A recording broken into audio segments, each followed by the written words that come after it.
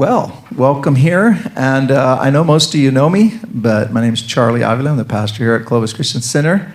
And this is going to be our first church health initiative or healthy church initiative where we bring in health professionals, doctors, nurses to come and talk to us about our health and eating and all those kinds of things. And so this Bryan Hixson from the Brain Performance Center down in Southern California, I wanted him to come first. And he's helped me, my wife, family members a lot with what he's presenting. Really opened my eyes to a lot of things that I was completely unaware of about brain health. And definitely see now, without a doubt, that healthy brain, healthy body. If you don't have a healthy brain, you're going to have a lot of problems. And so I appreciate him coming up here, and we're recording this. We're also going to record it for our own purposes here at the church and then put it up online. So our YouTube, if you wanted to show this presentation for us as a church on YouTube, just go to Teacher of the Bible on YouTube. Just type it and pull up our channel, and it's going to be there probably in the next day or two. So you'll be able to pull up the seminar. Probably be under Brain Performance Center or Bryan Hixson, something like that. So you'll see it. It'll be the first video up probably after our Sunday service. If you're interested in coming to all the other seminars that we'll be doing, just send me an email, Teacher of the Bible, all one word, at gmail.com. Teacher of the Bible, Gmail. Let me know that you want to be on get the flyer or be notified, and we'll let you know for the future. So anyway, so without further ado, I'm going to hand it over to Bryan Hixson. He's the director and founder of the Brain Performance Center down in Southern California. Let's give him a hand as he comes. Thank you, Charlie. First of all, just thank you, Pastor Charlie, for having us here. This is I love talking to people. I love, really kind of taking the brain, what seems like a complex thing, and breaking it down into something people can help and improve. And it is, like Charlie said, it's the master control center of the body. And so many times we get lost thinking it's so complex that we can't do anything with it. And that's where the whole stigma of mental health and everything comes in. And I'm going to try and break that down and give you some tools that can really help improve the brain and really an understanding of it. Just a little bit about me, my background. I'm a neuroscientist. I've worked a lot with everything from the Department of Defense to working with soldiers, with post-traumatic stress disorders, with special forces, with ARP's Staying Sharp program, which is one of the world's largest dementia prevention programs, and kind of the heart of all the research and everything with that. All the way to I run 3 centers down in Southern California called the Brain Performance Center. And then we have a couple other businesses too with called BrainSpan Labs and stuff that we work with. So that's just a little bit about my background. What I'm going to talk to you today is we're going to talk about the brain, but I really want to take this from a perspective of spiritual warfare, okay? Because I really believe that one of Satan's greatest tactics is to paralyze our brain. And, we talk about so much that, about the mind and how the spiritual warfare is in the mind. And, the mind is the most critical part of spiritual warfare. But the brain is the physical battleground where that takes place. And there's so many things now with so much social media that's just, coming into taking over our brains. There's the video game side. There's so much screen time that we're having. Kids, adults are just going and never stopping. And we're bombarding our brain. And we look at it as, well, it's just normal, it's just life. But it really is a spiritual warfare tactic. If he can paralyze that brain, he makes you ineffective. And it's just a very, very important thing to really kind of look at. So we talk about, his strategies with this. I mean, you look at these things that we think of as just normal, maybe health issues, but I'm going to kind of present that there is a spiritual side to this too on all these things. Because these things right here, seem kind of normal today. Almost everybody has or knows of someone with addiction. Almost everybody has some type of trauma. And, for a while there, I think that a lot of celebrities and stuff were kind of holding back and making everything look so good. And now it seems like everybody's like talking about anxiety and talking about depression, talking about these things.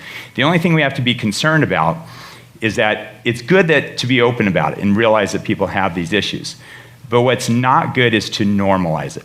To normalize it into saying that it's okay to have anxiety. Just stay on medication, just stay in your room, just stay on these things.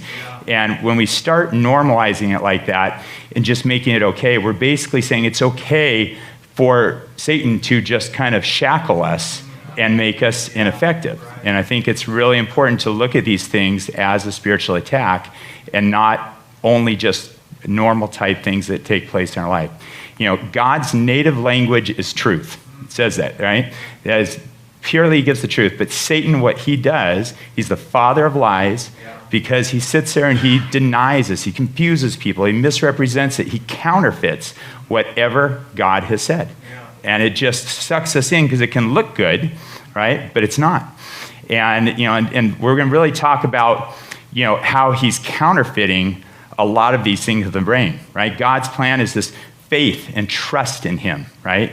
And what Satan's counterfeit is anxiety and fear. It's okay to have anxiety and fear. We're going to talk about anxiety disorders and things in the church, and it's not all about if I have anxiety, I'm just, not doing the right Christian thing at all. There's a lot of different things in there. We're going to talk about anxiety disorders versus anxious thoughts, okay? And there's a big difference between those two.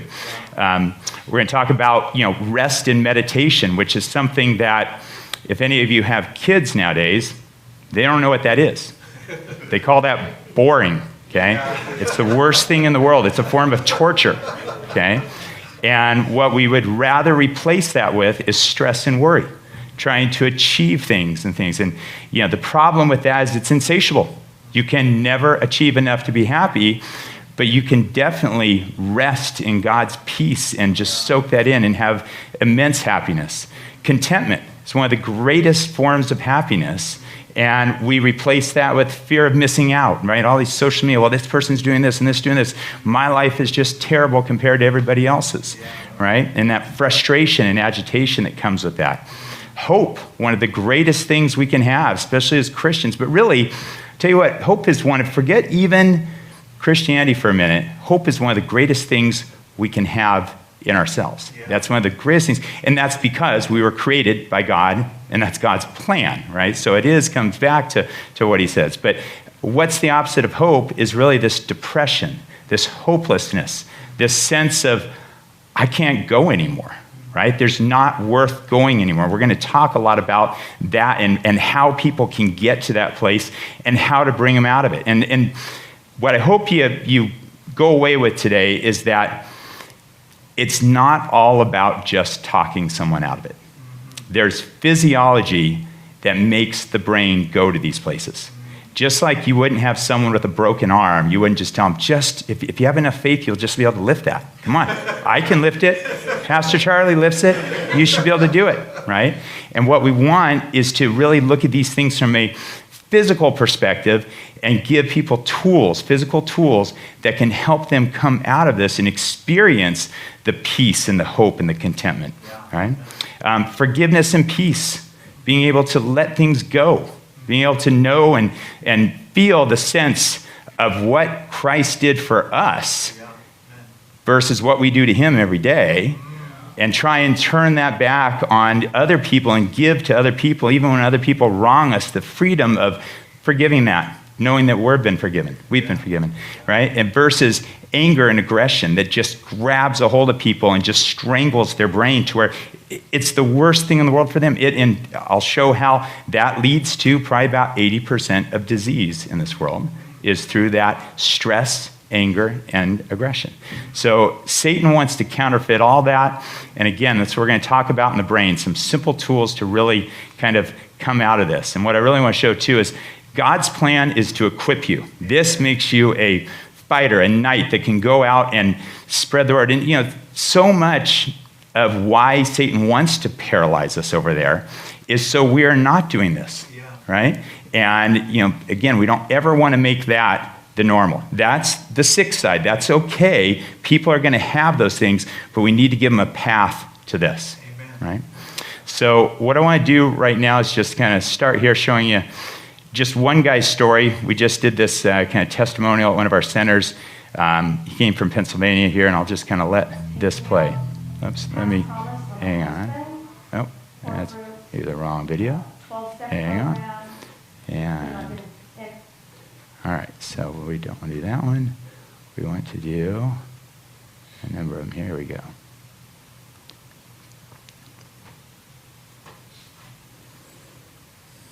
I was stuck in the darkness, thinking about suicide every day, and that's how I lived my life.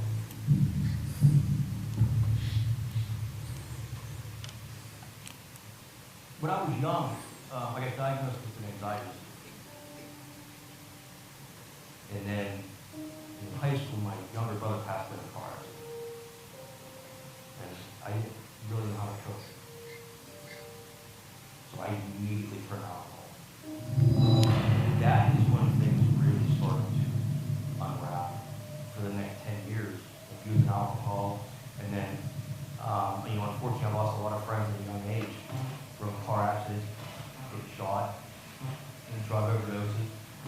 It got to the point where I wouldn't even answer my phone if a family member would call because I was afraid it was going to be something bad. And it's irrational thinking when it comes with the anxiety, and it just controlled everything I did. When I would go through a really bad episode, let's just say anxiety attack, it lasted weeks. There was one time, like I'm 195 pounds right now. I went through an anxiety spell. By the time I was done, I was 135 pounds. From not eating, I wouldn't be able to walk. So if I had to use the restroom, I would have to crawl on the floor on my hands and knees to get to the bathroom. And it just kind of snowballed.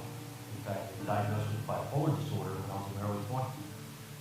And they started me on medications for that.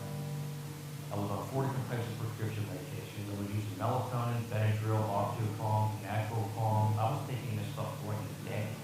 And the problem was, no matter what medication combination I was on, no matter what doctor I saw, it just would get worse.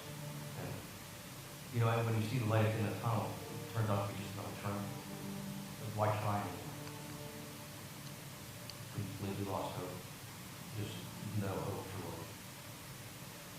It's a terrible feeling. The first time I tried to commit suicide, I ended up in a coma.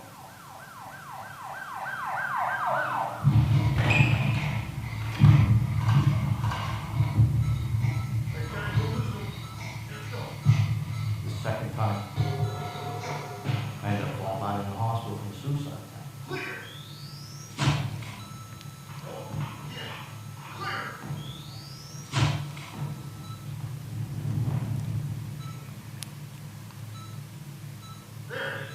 I was lucky because the doctor was able to save my life. My mother took a picture of me and posted it, asked me for help. And because of that, Brian's wife, Jen, saw and reached out to me about coming. When I first arrived here to do the brain, I was sitting there thinking, man, I hope this shows something. And I'm going to walk it in and it's going to show your brain's perfectly fine. I'm just messed up. So I was actually kind of nervous coming in. I sat down with them, and looking at it, my brain was really overactive, like through the roof. So that explained what was going on in my head. And it was emotional, I'll say the least. Because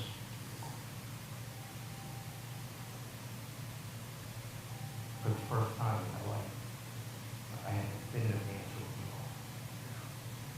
I felt relief.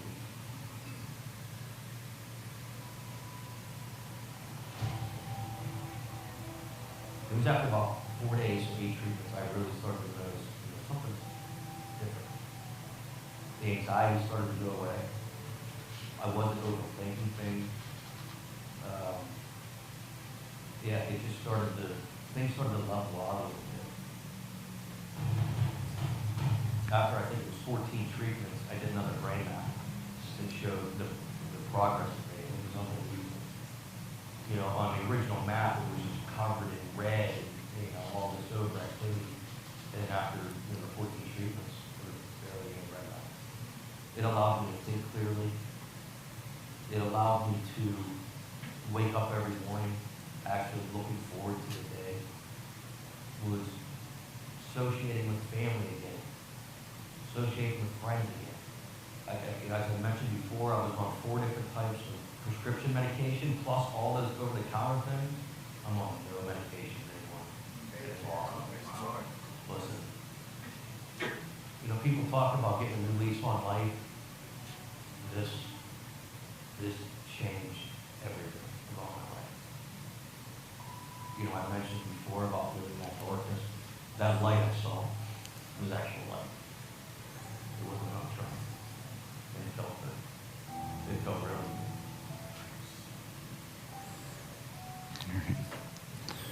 good. Perfect. So, with that, I think it's important to know that, when someone is at a stage like that, it's not the time necessarily for them to hear the love of God when they are so just trying to survive in their brain, they can't even comprehend what love is. And I think it's been, I've been on a number of missions trips, and I know Charlie has practiced this too. When you go on missions trips and you go into these rural places, you always have to meet their physical need before you can necessarily share the love of Christ. They have to feel that someone loves them before you can do this. That's why loving God and loving your neighbor come side by side, right, and that stuff. And getting someone out of this, the cool thing about Ryan, too, is after he went through that, changed his life there for 2 weeks, and the really cool thing, he came all the way from Pennsylvania out there. At the very end of it, I asked him, I said, I know you're heading back in a day or so, but, if you have the opportunity, our church is doing a men's retreat out to Lake Mead, a houseboat retreat with a bunch of guys. If you want to come, and he came on that, he postponed his flight, and he came out and he gave his life to Christ. So it was amazing, amazing thing. But again, he felt the love. He felt, healed, and to be able to, show him that's God's love, that's God's healing, that's how he meant, that's how he designed our brains to be, is to be free from that. It's really, this sin-based world, it's the enemy and everything coming in and causing all these problems with our brains. And, we just got to be aware of that.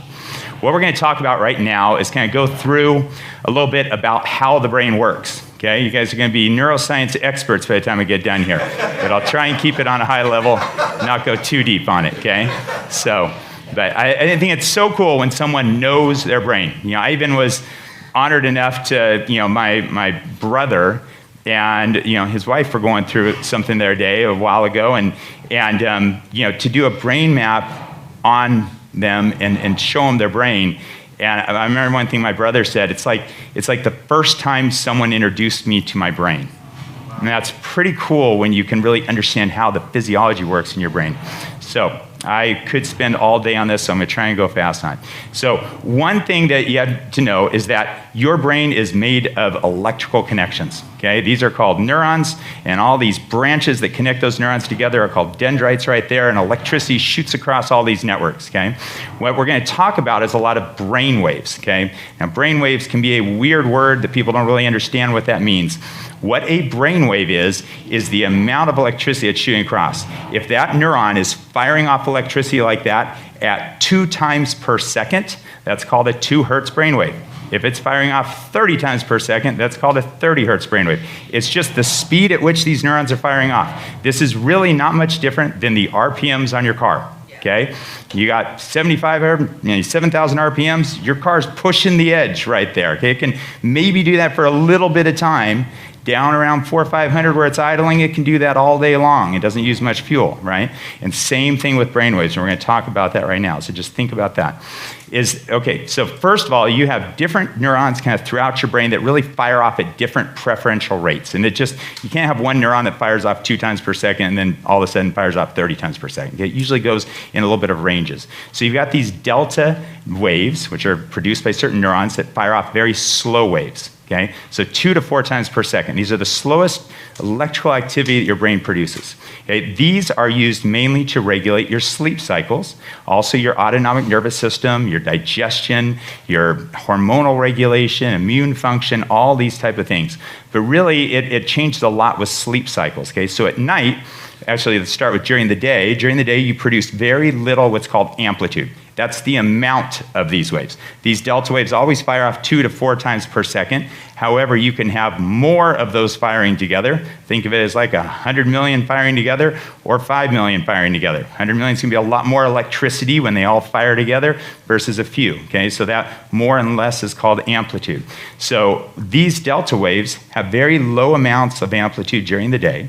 And at night, when you start to fall asleep, it produces a little bit more, and that helps you fall asleep and get into light sleep. And then you produce a little bit more, and you go into this REM sleep cycle, which is dream sleep, okay? And then you produce even more, and it goes all the way up into this non-REM. You stop dreaming, and it's when the brain gets in the deepest stage of sleep, and it is cleansing out your brain at that time. It's the only time the brain gets rid of all the plaques, all the metabolic waste, the toxins, even the stuff that you just produced today. A good working brain produces plaque as a byproduct, and you have to get rid of it at night. Okay? So don't think of sleep as just restoring, your energy so you can get through tomorrow.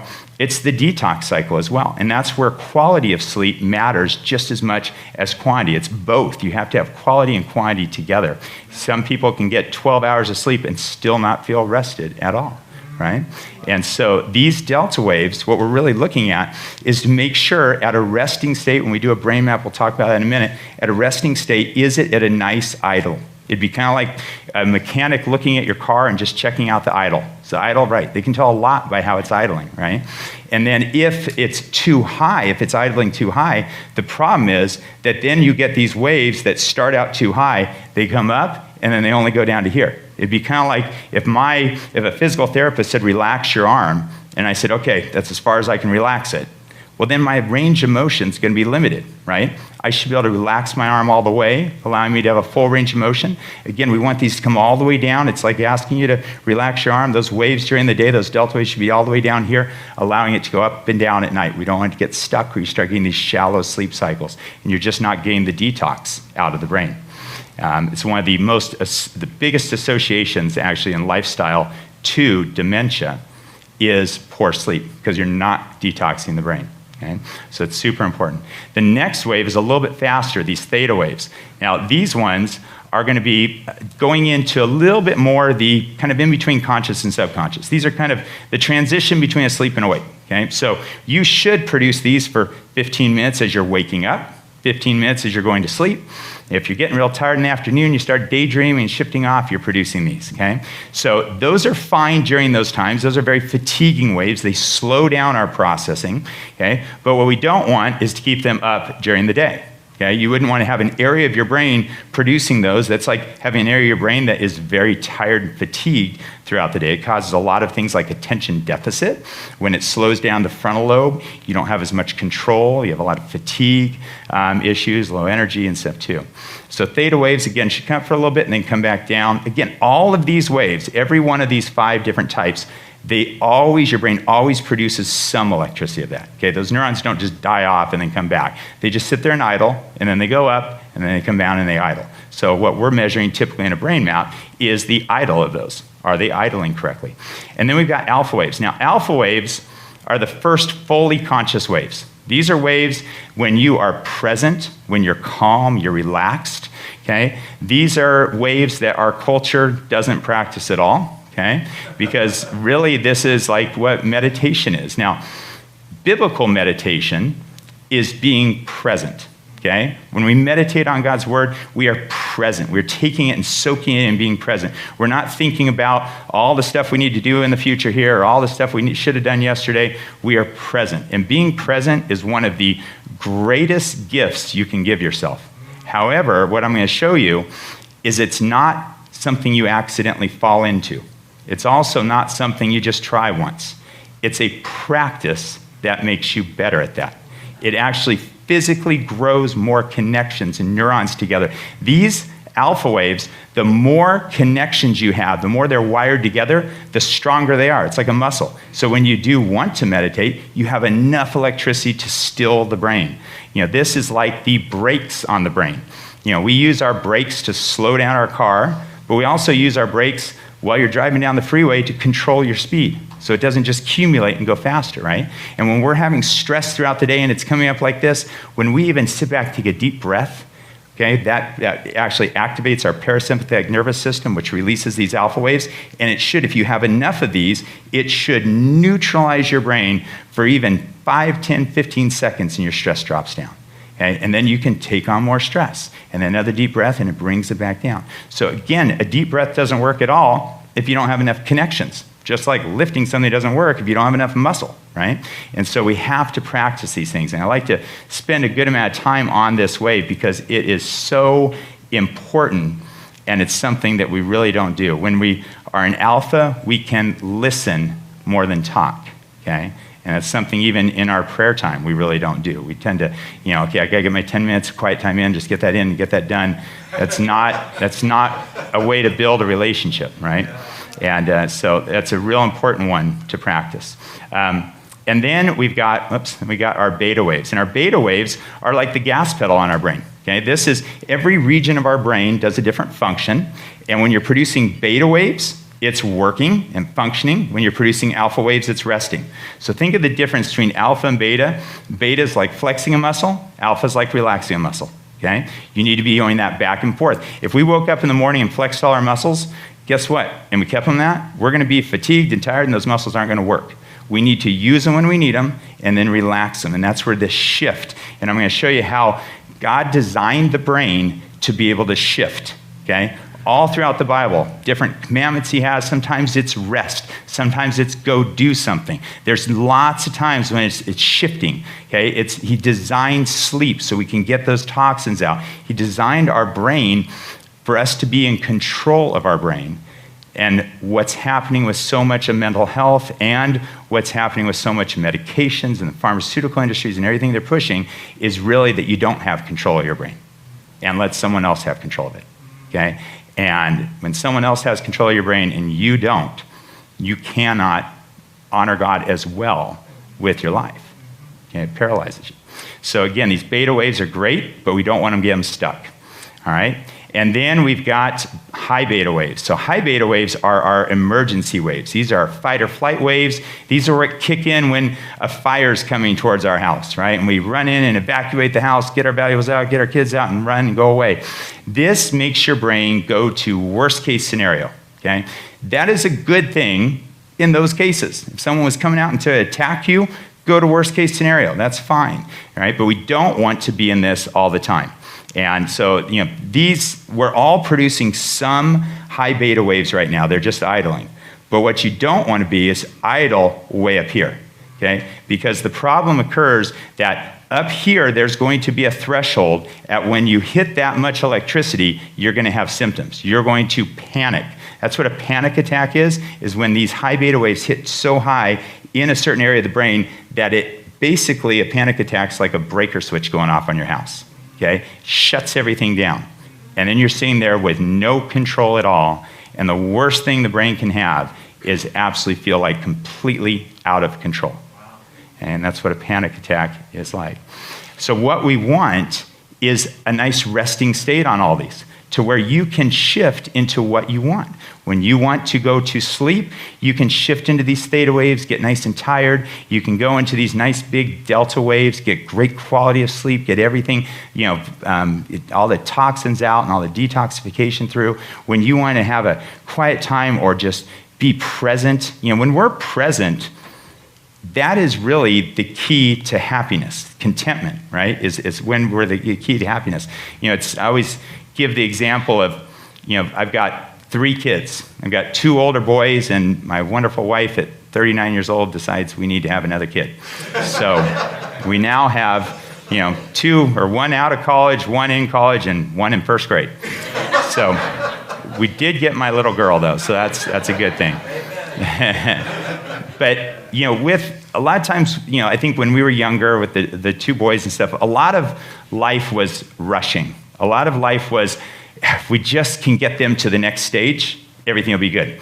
Just get them out of diapers, it'll be okay. If we just get them into school, it's going to be okay. If we just, get them into, full-time school, all the way to, believe me, when they're 15 years old and you're running them to every practice, you can't wait till they can drive and you can just let them go, right? And, so everything's always about this next stage. Now, that seems so normal, but the problem is that robs us from the moment. Always thinking that we'll be happy next stage robs us from where we are right now.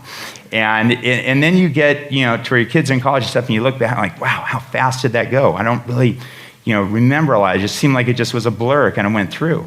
And, a lot of times, with this, kind of when we started kind of over with the little girl, sometimes it's a lot easier when you're a little bit older and you're a little bit slower paced and you just, capture the moment. When she's sitting there even throwing a big fit because some, Barbie fell over that she was trying to hold, right, or something.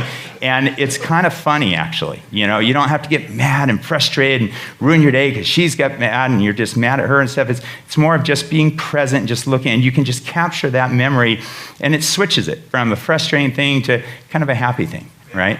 And, so many times I just want to freeze her where she is. And, and it's so much better when we're in the moment. I mean, how many times do we go on vacation, the first day on our vacation, we're already thinking like, where are we going to go next? Can't wait to go here next and do this. It's like, just look where you are. Look at God's beauty and what he's created, right? So it's so important to do that.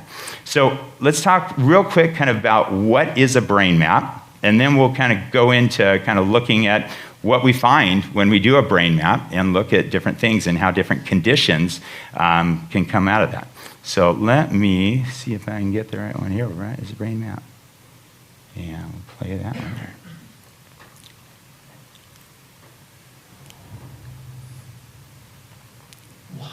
Why is it taking so long for someone to look at my brain? I've been going to doctors to find out why I'm so tired. And nobody really showed me what it was until the brain mapping. A brain map is a way that we can objectively look at the health of the brain. We can stop guessing based on symptoms and really look at where the brain is, the physiology that's causing the symptoms. It's facts. It's things I can look at. It's things that you can judge. Hey, this is it. This is how we're going to treat it. And you're going to see it get better. It was actually quite simple. I just went into a room, they put a cap on my head, I sat in a chair, and literally stared at a wall. We look at the brain at a resting state because what we want to see is that the brain is coming down to this nice idle. We don't want brain waves staying way too high. This person, for example, is in a resting state right now. This red, all this red, means that their brain is staying up these anxiety waves. These are beta waves, anxiety waves, and they're staying up 99% too high when that person is at rest. So if their starting point is already so high, that means any little bit of additional stress is going to be triggering huge amounts of anxiety. It can cause panic attacks, excessive thinking. You really cannot shut the brain off. I finally felt like someone gets it, someone understands, and someone can help. It's the first time that somebody sat me down and said, this is exactly what's going on in your life. This is why, and we can fix it. Best feeling in the world. So another reason why the brain map is so important is because we have an objective baseline of where you started, and then after usually about 20 sessions, we can remap and compare exactly where you've been. You can see this person went from 99% too high, his neurons firing up all the time, down to a nice resting state. That gives them so much more reserve. Here's where they are, here's where symptoms will occur. They've got all this reserve to handle stress in everyday life. When I saw it on the screen and it showed the difference of the progress he made, I literally started crying.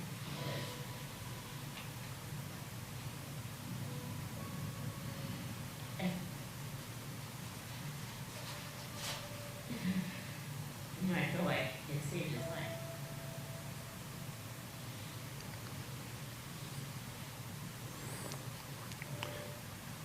So again, from a resting state, we can see what's going on.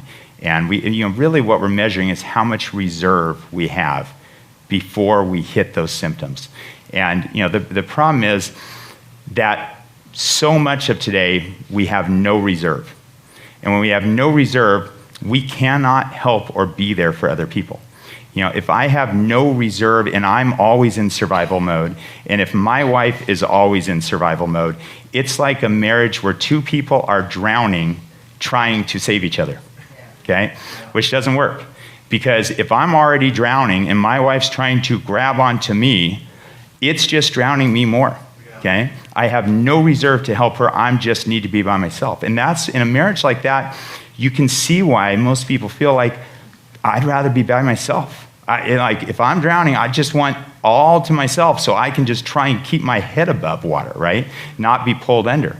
But when you have enough reserve, when your resting state goes down here, symptoms occur here, you have all this reserve. If I have enough reserve, when my wife has stress, I can step in and be the rock for her and hold her and comfort her and be there for her. If I have stress and things are going on in my life, she can be the one for me. Now you have a marriage where two people are stronger than any individual, probably 10 times stronger, which is how God designed that to be, right? He designed us to have reserve. And this whole, kind of talk today is going to be about making reserve in your life, okay? We cannot be doing all the things in life that just suck our energy out and leaving this last little bit and expecting when we hit trials that we're going to have enough reserve for that, okay? And so much of this, when you do have reserve, I always compare it to, when you have no reserve, it's like being on a boat at sea with no rudder, okay, and no engine. And as long as the ocean's nice and calm, things are going calm. But as soon as a trial hits, it throws us and thrashes around. Versus when you have enough reserve, it's like having a solid rudder in that ocean, a solid motor that you can go through, you can maintain a course no matter how big that storm is around you, right? So let's talk about this real quick. Let's go, this is what a brain map looks like. What we do is when we take that cap, put it on there, that resting state, and it comes out and it shows us based on, we compare your brain to a resting state of many, many thousands of other people. They're the same age and gender. They have already been screened to make sure they don't have any issues. Okay, this is a National Institute of Health approved database that's in thousands of peer-reviewed studies. This is not our database. We don't take everybody that we scan and put them in here. This is what we call a neurotypical or normative database. So we compare your brain to that, and what we're looking for is, at rest, is there areas of your brain that are left firing away way too much electricity? Or is there areas of the brain that might be too low of electricity? Okay? If there's too low of electricity, that's already neurons starting, or the dendrites between the neurons, starting to break down, starting to go. Okay? Now, dendrites can grow and prune or atrophy very quickly, just like a muscle. Okay? The more you use it, the more it goes together. The less you use it, the more they prune or they atrophy, just like a muscle. So you can grow those things back very quickly. It's not a loss of neurons, it's just the connections between the neurons. And but most people don't ever look at their brain until it's too late. And you lose enough, you can start to have problems. That's where dementia stuff comes out. So what we can look at is, again, these delta waves. Those delta waves, if they're in a nice resting state, then they're going to be having good sleep cycles, good immune function. All this stuff is working very well. Okay? But when we do a brain map and we see it's maybe 3 standard deviations high, which is what the red would be, which equals about 99.9% too high, again, at rest, that's someone that's going to have issues. These are producing way too many delta waves. That means those sleep cycles at night are going to be very, very shallow. Okay? They're not getting the detox of the brain. So it's going to cause sleep cycle dysregulation, digestive issues. All these subconscious waves regulate your immune system, digestive system, all these things, sensitivity to temperature, to already hormonal regulation. And so many women think that a lot of their problems are hormonal. Well, the brain regulates the hormones. Okay? And so if you have this little reserve under stress, then when it's time for your cycle, it does put more stress on the brain because the brain has to regulate the hormonal changes. But if you have that little bit of reserve left, then you're going to hit a lot of symptoms during that time, right? If you're all the way down here and symptoms are up here, during that cycle, it's going to go like this. And you don't have all those symptoms as much. It makes it a lot less. So it's really, again, about having the reserve on these things. Same thing with the theta waves. Theta waves are great for going to sleep, for waking up, kind of transitioning between these things. But if you have too many in a certain area of the brain, and you can see here it can be very focal, just one small area too, and that can cause things like attention deficit. If that's right over the attention network and it's slowing down, that's a kid that has a hard time paying attention, or an adult. And that's why I usually use medication to speed it up. Okay, is stimulant medication. However, as you can see from this is a very typical person with attention deficit. The problem with medication, I can't give medication to that one spot. I've got to flood the entire brain, okay? And only one spot needs it, right? And in fact, I can't even give it to just these theta waves. I will speed up all these waves. So I can cause a lot of anxiety up here, a lot of fight or flight things. I can cause a lot of problems even up here when you increase, when you speed that up too much. Only one area needs it, all right? And so medication can be useful at times. I'm not against medication. I think people should be on the least amount of medication their body needs, and I think we need to be a little bit more objective before we throw people on everything instead of just guessing. But with a brain map, I suggest to neurologists and to psychiatrists all the time specific medications if someone needs it that could help.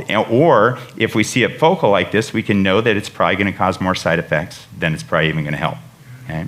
If it's diffuse across the whole brain, sometimes it can be a good bridge strategy to mean that we got to get someone out of pain right now while we're working on the underlying things and fixing it, and then they can come off the medication typically. Okay?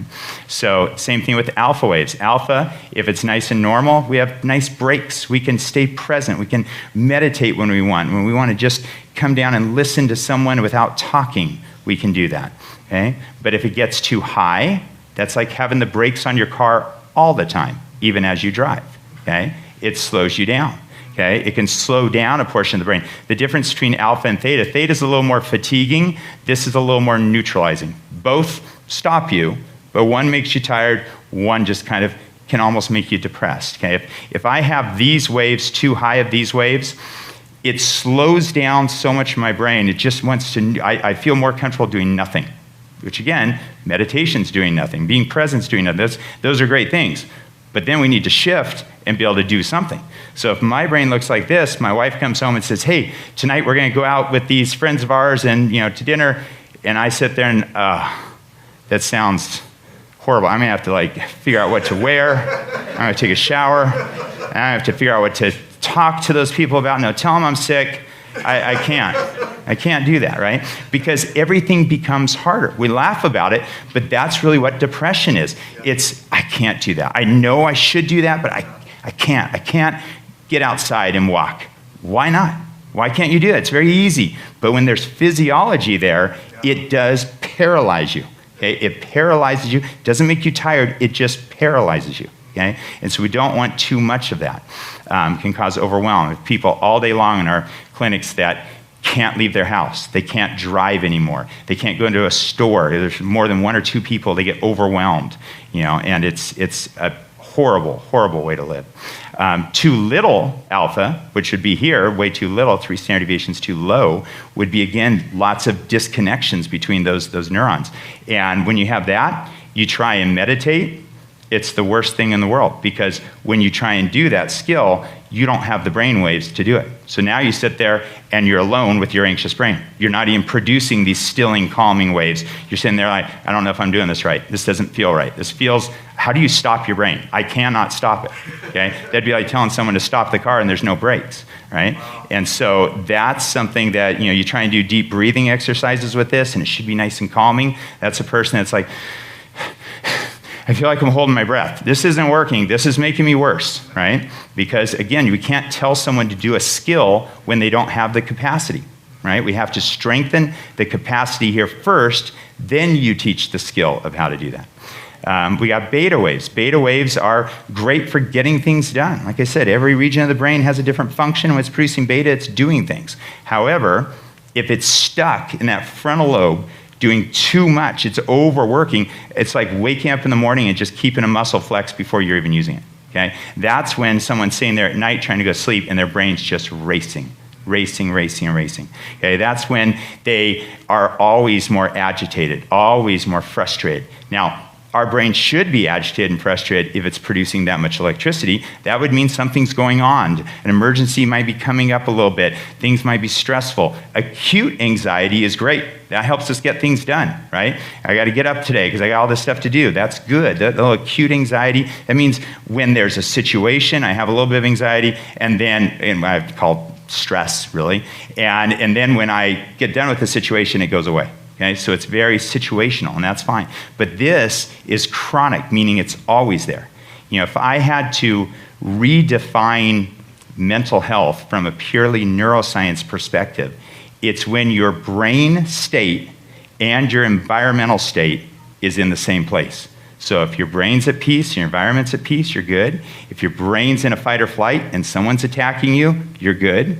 I always say that you will never hear of a soldier that says they have PTSD while they're in war. You'll never hear it. Their brain's stuck up, they're in war, makes sense. Absolutely should be that way. Okay, but then they come home, environment goes down, brain stays stuck. The difference between where your brain is and where your environment is how much mental health issues you're going to have. Okay? And that's important to know. That's why people will have more anxiety sometimes right before they go to bed when they're not doing anything, or when they first wake up and they're not doing anything. When they distract themselves, if I can't change my brain, all I can do is maybe change my environment. I can have more drama.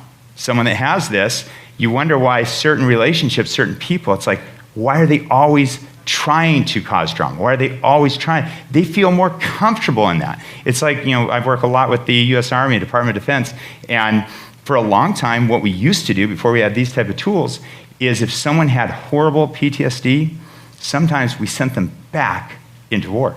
And you know what they did? This feels so much better. I mean, so much. Sending someone back into war, you would think that would feel better? Well, what you did is change their environment to where their brains are already. If my brain's already here, give me something to target that at, right? Don't have me here. Because here, not only am I feeling it, but everybody around me is telling me to be different. And I'm stuck right there. So this is very, very important. We'll see so many. We do a lot of kids as well. And parents will come in like, this kid goes from 0 to 100 so quick. And once we scan their brain and show them, they don't go from 0 to 100. They're starting at 80. They're always at 80. They wake up at 80, and they have a normal reaction to something which should bring it up 20, and they're hitting 100 at that point, where what we want them to do is start at 0 and go to 20. Now, to the kid, it's the same reaction. I had a normal reaction. What are you talking about? You started too high, okay? It'd be very much like, the resting state like this is very much like the resting state of your heart rate. If my heart rate is at, my resting state, let's just say 110 beats per minute, then when I go to run and stress my heart, I'm going to be hitting a level very quickly that is going to make me feel shortness of breath, almost like I have a heart attack. I am hitting the maximum my heart can do because I started too high and then add stress on top of it. If I'm down around 50 or 60, I can run and run and run and run and run, and it's going to be a long time before I max out that heart. So it gives you how much reserve you have for life, for stress, for sleep, for focus, for relaxing and calming and putting the brakes on. And then if we have high beta, again, these are great for getting out of situations, running away, fighting when we need to. If someone was coming and attacking us, it gives us more stamina, more energy, more faster reaction speed, adrenaline, all these things. But if it's in that all the time, even notice here, if it's one small area, that one small area, when it triggers the whole fight or flight. Okay, the area, a lot of people think, well, if you have a lot, that's probably worse than a little. No, the little is a small trigger. The big is a big trigger, but both when they triggers the exact same reaction. Okay, so this right here, and it depends on where it is in the brain, this right here in that left frontal, that can cause someone to feel out of control all the time, right? They're always in this kind of fight or flight. So what they tend to do, especially when it's in that planning, organizing area, is I will start to develop typically symptoms of like OCD. OCD is when you feel so out of control, you're trying to control all the little things. You're trying to do all these things to give you a fake sense of being in control. If I can't control this, let me control these things. Okay? So it's a behavioral mechanism that the brain tries to maintain some control. Okay? And when you take that trigger away, it's amazing how when someone feels in control, they can start letting go of some of these other things. Right? So, from a brain map, it's one of the most important things anybody can do, I think, just because we can see the physiology and we can really kind of personalize interventions based on each person's physiology. So I was on a podcast a while back, and the guy asked me, actually it was a pastor, he asked me, what's typical in a brain map? And I said, the first thing is to get away from thinking there's any typical brain map. Okay? Everybody is an individual. Everybody has different things here. I am, probably one of the top experts. I've done probably 15,000 or more brain maps. Probably only a few people in the world that have done that level. And even as a top expert, if you gave me all your symptoms and I were to guess, I'd probably be right about 50% of the time. Meaning you could flip a coin and be as accurate as me. But when I do a brain map, I will be right 100% of the time. And what's interesting is even when someone sees a brain map, they're like, wow, I thought I would have this. I thought I would have high beta. I'm like always, feeling so anxious and everything. And you show them, well, actually what you have is a sleep issue. You're getting no quality of sleep, no detoxification. So you're not flushing that out of your brain. It's building up in those membranes of that cell. It's lowering your neurotransmitters. And now if you don't have any neurotransmitters that are stopping you and stuff, then yes, you're going to go into those fight or flight. But it's good to know it's because of sleep. Concentrate on your sleep, get good sleep cycles, takes care of the anger and aggression issue. Right? We'll all be angry and have aggression if we don't get good sleep. So it's really cool to see what's the physiology of it. There's a lot of things you can do nutritionally, a lot of things you can do with exercise and sleep and controlling inflammation. And when it's more focal like this, a lot of times it's concussion. Okay? A lot of people think, I've never had a concussion. Well, first of all, it's because we think concussions, when I play football, I slam my head into something and I pass out. Okay? Concussion is when the inside buttery form of the brain slams against the inside of the skull. So you have your skull, you got this other side buttery form of the brain, the impact is brain against the inside skull. So if I get a whiplash like this and hit nothing, my brain still slams against the inside of the skull. And when I play football and have a big helmet on, my brain still slams against the inside of the skull.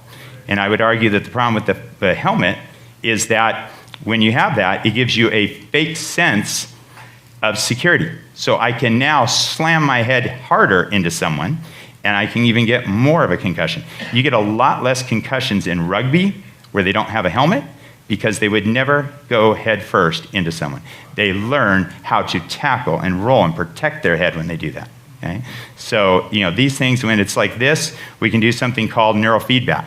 And neurofeedback is where we can take an EEG sensor. This is so cool because it's basically physical therapy for the brain. We can put a sensor right on an area that's staying high that you can't control. And the only reason you can't control it is because you have no feedback and no awareness of that area of the brain. So how can you control something you have no awareness, no feedback? Right? If my arm, if I couldn't see or feel it, I wouldn't be able to control that arm. Right? So if we put a sensor, an EEG sensor, which has no electricity, we're not putting electricity in the brain at all, we can put a single sensor right on one area that maybe is way too high, and we can see all those brain waves coming through there. We can filter it down, maybe to delta waves if it was a sleep issue, maybe to high beta waves, it was more aggression and anger, maybe to alpha if I can't be still and I can't put my brakes on. We can filter it down and see how much amplitude you're producing. If you're producing too much, normal's down here and you're producing here, we can reward the brain through feedback every time you go even 1% in the right direction. So imagine if you were playing a video game, maybe a car race, and every time your brain slightly went down, slightly relaxed, only that area, that car shot forward and started racing, the music went on, and then whenever your brain goes back up, your car slows back down. Okay? So that car becomes a mirror to what's going on in your brain. When it goes fast, you're relaxing. When it goes back up, it comes to a stop. It becomes an exact mirror. From that mirror, And the good thing about like a video game or movies, different things we do, there's a reward based. That car going forward is more of a reward than that car stopping. A movie playing when your brain's doing right and stopping when it's not is more rewarding. So it rewards one direction, removes the reward the other direction.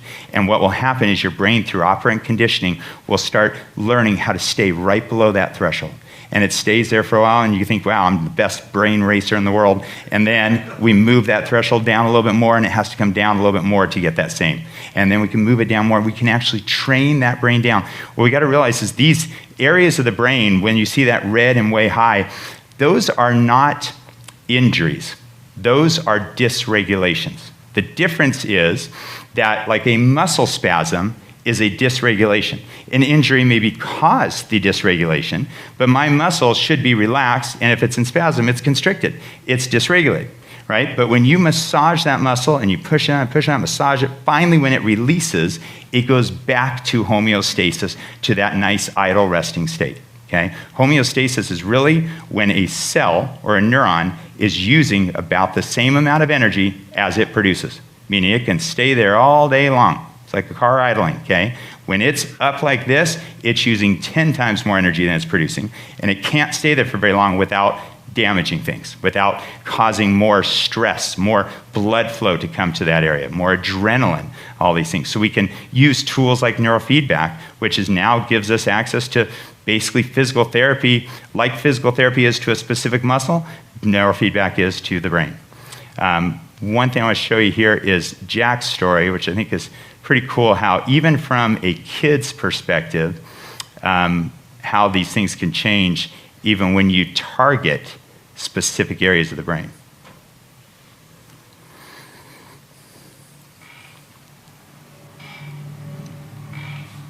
The key defining moment for us, and specifically for my wife, is when she picked him up from school, and he said something along the lines of, "I'm not sure if I want to live in this world anymore."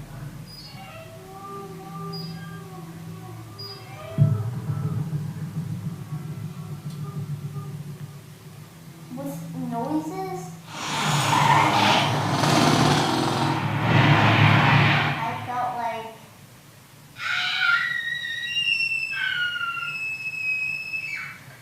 because it's loud.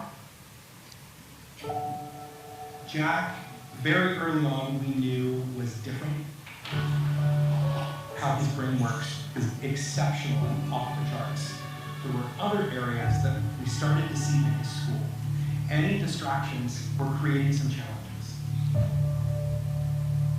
We started to see heightened anger, heightened frustration, a short fuse, and so far the serious thousands of dollars that we've spent is shocking.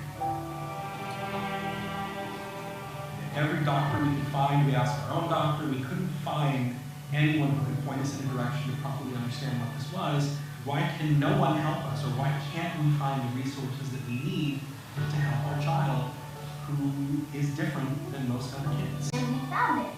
And we found it. Finding the Brain Performance Center has presented that solution for us. When I got brain mapped, I felt like I was proud of myself for doing something new. When we first got on with Bryan and he gave us the results of the brain map, my wife and I were blown away. Because having never had a conversation with any of us ever, he knew everything about who Jack was, what his conditions were, what the issues were, and ultimately how to solve it. And I remember I said, how do you know all this? He said, it's all here. It's all in the brain map. I don't have to know you to know what's going on simply by looking at the brain map. 2 months after we started neurofeedback, feeling like our life has changed, specifically to see Jack, who it's like his RPMs were at full tilt all the time. He was just living life in this way. There's a reason he got hot. There's a reason he got frustrated. Over the past 6 to 8 weeks, we've seen a significant decline in the majority of those issues, where I really feel like Jack is now living at a more reasonable level and has a lot more room to go before he ultimately gets hot. And seeing that growth within Jack and seeing how it's affected our family has been beautiful. I've noticed that with noises, I'm a lot more calm, so I'm not like, and so I'm more like, other than that, I've changed a lot. the work that's been done in the past 2 months is shocking, just how well he's doing. And we sit here today as #1 fans of Bryan Performance Center, here to do whatever we can to spread the word of what the work that's being done here can do, not only for our family, but maybe for your family too. Bryan Performance Center of Southern California. The cutest kid ever. And what he said there is so important, that everywhere he had gone before, talking to all these doctors and stuff, what they're looking at is the symptoms. His symptoms. He has these symptoms. Okay, he gets frustrated. He gets this. He gets that. All these things. He's agitated. They wanted to put him on all these medications. What we got to do is just sedate that brain. You saw it, that first part. This is an A+ student. A++, the most brilliant kid you could talk to. I think he's 7 years old, and he'll tell you everything about everything, right? Sedating him would numb the entire brain, would paralyze his brain, right? But when you can go in and we can see those areas that were high in those temporal lobes causing all this auditory processing issues, it's high up, meaning the brain in that area is processing sound 10 times higher than it should. It's processing sound basically how it should when someone is attacking you, okay? That adrenaline-based high beta fight or flight, when someone's attacking you or some emergency's happening, to have a heightened state of sensory coming in, sensory input from sound, vision, faster reaction speeds is good. This is a natural good thing. But when the brain gets stuck in that state, now everything is triggering that, okay? And causing huge amounts of frustration, huge amounts of anger, and all these things. If every sound was sitting there doing that to you, everybody would do that.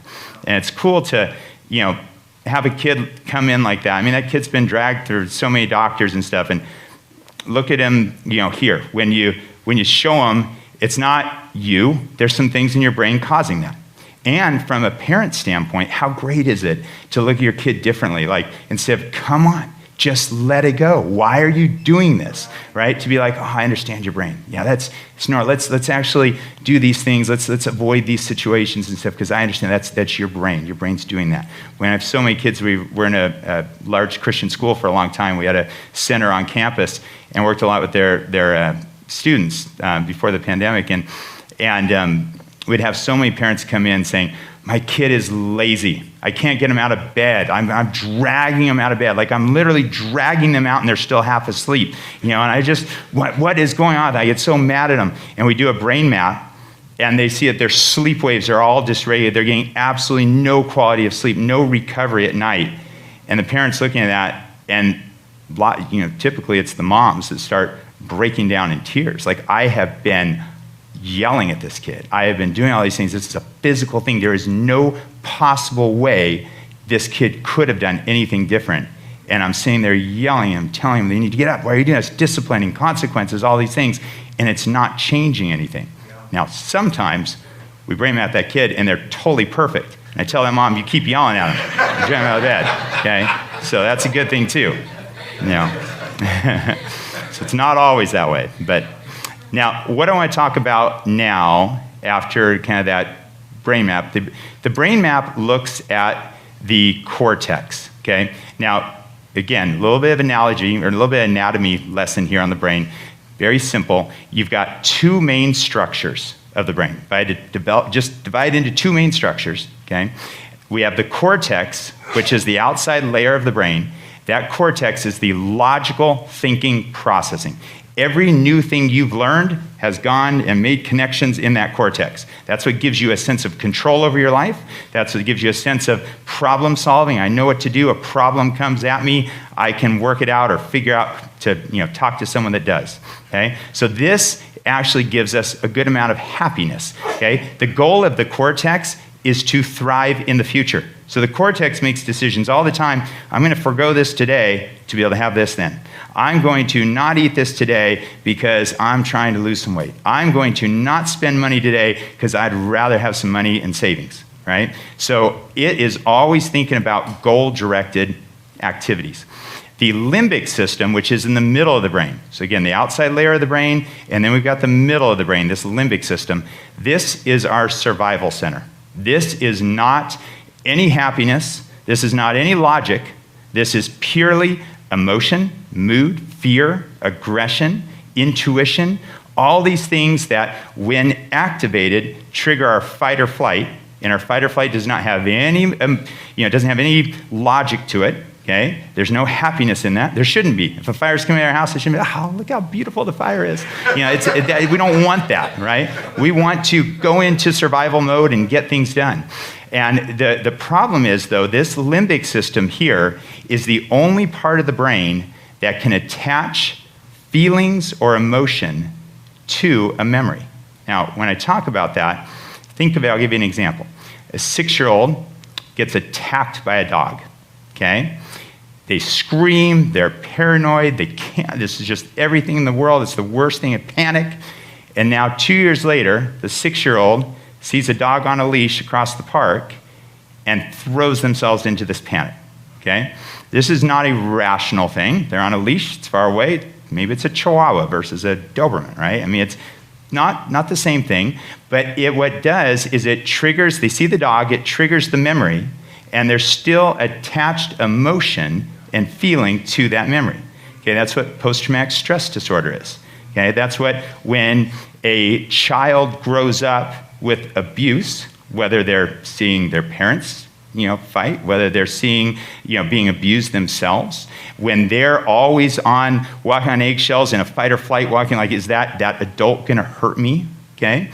Their limbic system is in high gear constantly, and it's attaching how I feel constantly to that. Okay? The problem is that in order to clear that out, we have to talk about it. Now, when we talk about it logically, it should go out of here into this cortex. The memory gets stored in the cortex, and the emotion is gone. Okay? The cortex cannot store an emotion, only the limbic system.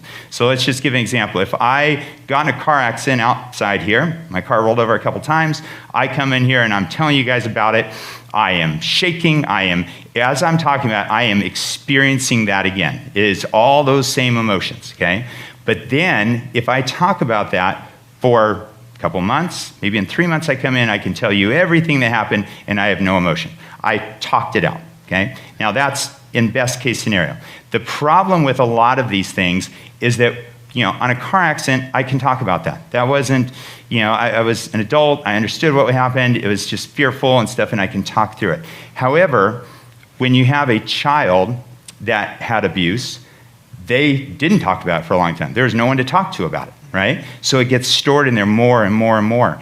And half the time, we don't even know we don't remember everything, every feeling we had and every situation that we had and stuff that caused all this stuff. We might know the 2 big times that these things happened, but we don't know all the other times when we were walking on eggshells and in this anxious state of threat, that we felt threat, right? And so all that gets stored in this limbic system, and we don't even know it's there. And then what happens is this right here is starting to disrupt our emotions, starting to kind of barricade in there. And I talked to a woman just yesterday in our clinic that, her husband's like, you can't touch her. Like, if I just touch her, she goes like this. Any adult, she can touch a kid can hug her kids can hug her, but any adult, she doesn't hug anybody, and which obviously, if you can't touch your wife, that's going to cause some intimacy problems, right? Now, she grew up in an abusive home. Now, to her, touch triggers a memory of huge emotional distress, of pain, of keeping all this in. This is the worst form of kind of torture. This isn't intimacy. This isn't love, right? And so that's stored in her limbic system to now, even as an adult, she gets touched, triggers that memory, has all those same feelings. So that's what trauma does to your brain, okay? And it's very, very important to understand that. First of all, when we're dealing with people, to understand this is not just them reacting to something in the past, let it go. Come on, that happened 50 years ago. That happened 20 years ago. The situation's different now. Let it go, okay? They can't let it go because it's in here, and they can't even know all the stuff that's in here to even talk about. And that's where sometimes talk therapy becomes difficult, is because you're asking me to express my feelings and talk about something I don't even know is there, right? And other times, it's way too painful. Maybe I know it's there, but if I start going there, my brain will freak out. Okay, I can't go there. It's way too painful. And then what happens is the cortex will start to develop a lot of anxiety waves, which basically just says, if I keep busy enough, I don't have to even think about emotions. I don't have to feel anything. I can just keep going, keep going. And that anxiety basically builds this wall around that so I don't have to even go there. The problem is it also builds a wall from experiencing good emotions. It builds a wall. It's not healing. It's just putting it all in there and not touching it. But it will destroy relationships going forward. It injures things going forward. It doesn't give you a sense of peace. Okay? You know, we talk about the sense of touch, you know, and triggering those emotions. You know, I think it's a lot of the times the same thing, even with our relationship with God. I mean, when I was blessed enough to have one of the most wonderful, godly fathers there is, a lot of people don't. So they start thinking and they're reading the Bible like, your Father in heaven? Are you kidding me? Father? They're abusive. They're this, they're that, and all these things. And it triggers these memories, which makes it even hard to, you know, feel that relationship, that intended relationship, how God even, you know, presented it and how he designed it. And when it's in here. So a lot of times what we have to do is there's a lot of different therapies that can target this. There's one called EMDR that uses kind of a desensitization as you talk through things that can help process some of these. We use something called even alpha theta, where you lay back and you have these tones and stuff, and it basically brings your brain state to where it just holds it there and kind of lowers the activity in the cortex. And when it does, these emotions start, you know, sometimes coming out. I had a woman the other day that she was, you know, when she was 5 years old, she had to flee Iran.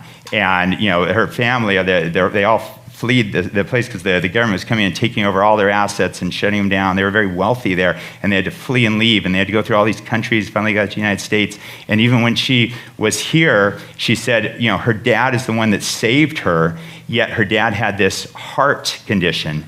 And so she would lay between her mom and dad every night and have her hand on her dad's heart because she knew he was going to die at any time.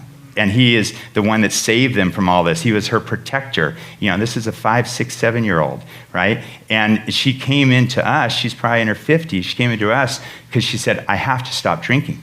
I go through a bottle of wine every night, every single day, and I don't want to. I can't stand that I do that. If I have one glass, I feel like I need, and it leads to more and more and more. And, you know, so we started training some of the cortex side. Then when I found out what happened to her, we did this alpha theta on her. And it puts your brain in a state where it starts releasing, it allows the limbic system to start releasing these different things. And she said for that first whole set, she just, all these emotions, just cried.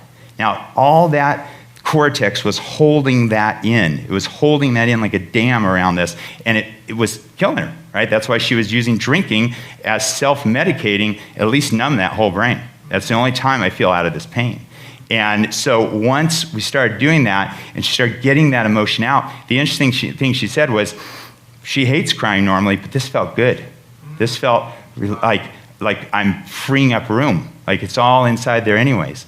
And, you know, we have other people that, you know, will have memories that come back of, you know, thinking about something that happened, you know, in childhood or other things. And the cool thing is when that gets released, as soon as you have that memory that comes out, it has detached the emotion to the memory.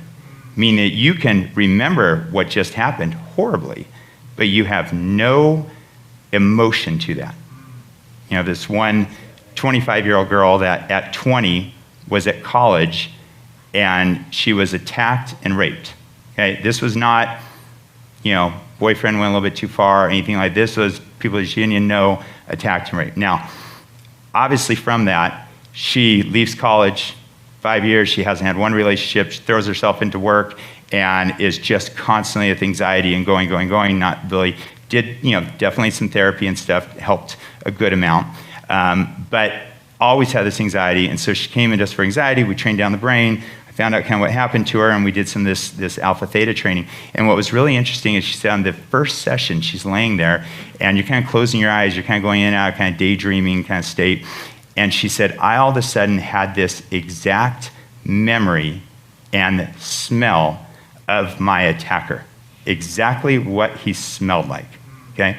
Now, the interesting thing is the limbic system is the only part of the brain that processes the sense of smell. Your sense of smell is the only sense, I should say, that goes directly to the limbic system. All other senses are processed up here in the sensory cortex area, okay? So they're all processed more logically. The sense of smell goes right to your emotional survival center of brain, okay? Now, you wonder why the perfume industry is so big?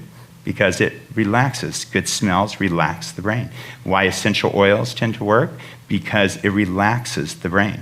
Why bad smells can make us in a bad mood? Doesn't matter how, I mean, if you're dating someone and you smell bad, doesn't matter how good you look, a girl's gonna run, okay? So, sense of smell goes into survival. Get out of there, right? So, but for her, that sense of smell went into there and it got trapped to that emotion or that memory. And so she's in there and she starts smelling this again. Now, the interesting thing is she had to call me afterwards because she said, I feel so weird because I'm talking to you about this and I've talked to a bunch of people about this today. I have no emotion about it. This should be sending me into a panic. And I feel almost schizophrenic. Did you cut something in my brain? Like, why don't I have this sense of panic when the worst thing I can have is this sense of smell of this? It's a very intimate thing of someone attacking you, right? And she could sit there and talk about it. And, because it detaches the emotion. And it's such an important thing when you have trauma to get the full healing from that, because what the brain does is it compensates. So if it's too painful, I'll wall it off, but then all the other emotions get walled off with it. And then I stay in anxiety, and I stay going, and now I'm out of reserve, and I'm in survival mode all the time. So now this instance that happened a long time ago is now affecting me my entire life. So let's, one more video here I'm gonna show you, and then we'll be pretty much wrapped up. So let me just hit this here. So this is, again, a little bit more limbic activity. I found myself taking out past traumas on my husband. I would overreact, sometimes with friends, to things that they said, and it was all a reaction of remembering things in my past.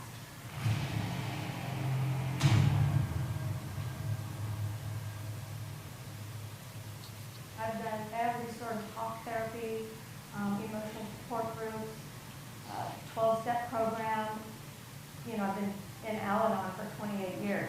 So I've really, really proactively done everything except neurofeedback. So I called the Brain Center, made an appointment.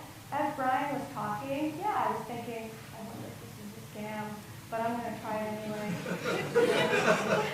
We'll see. First few sessions, a little weird, but I was willing to just go the whole route. At about session, I would say 8 or 9, I started to feel different. I felt calm, like more on an even keel, and that's when I became a believer. Afterwards, I remember I was jogging one day, and all of a sudden, past traumas were like surfacing. And I'm jogging and I'm looking at these traumas and remembering what happened, and I remember thinking, that was bad. But I was looking at it as if I was a third person, and I had no more emotional connection to it. And I think that's huge. I can honestly tell you that neurofeedback has changed my life. It's made me a better person, certainly a better wife. My husband brought me a lot of peace, a lot of validation, actually, for what I went through. And I'm thinking clearer. I'm thinking, the reason I'm getting emotional now is because it's worked. It's working. And nothing else has worked. So,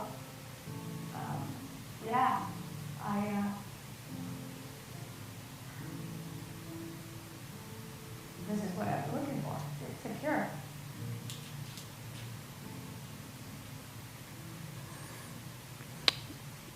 the cool thing about her story is it's such a healing, like she said, she's been going, searching, doing all these things, agitated, frustrated all the time. And, her husband a lot of times is like, just relax. Everything's fine. Everything's good. Your environment does not matter if your brain is in a different state. Okay? And that's one thing from a mental health perspective we have to look at. We usually look at someone that's anxious or panic attacks and like, your environment's perfect. You have security. You have everything around you. That doesn't matter. In fact, I would actually argue it can make it worse when your brain's here and your environment's down here. Those people probably aren't going to have a panic attack actually when the environment is bad. And that's why a lot of people will want more drama. They will actually cause more drama. It actually feels better to be around that. Okay? The cool thing about her story too is that, I talked to her a while back after this video even, and she is flying back and forth between Thousand Oaks and San Jose because her dad is dying in the hospital. Now, she's been going back and forth for a while. He's been kind of for the last 6 months to a year, kind of, probably at his end. And she said, every time I fly up there, I have this knot in my stomach because he is my abuser that hurt me, but I have this complete guilt on this side that if I am not there when he dies, I am going to feel guilty. So abuse, guilty, abuse, guilty. And she said, it's just this knot in my stomach.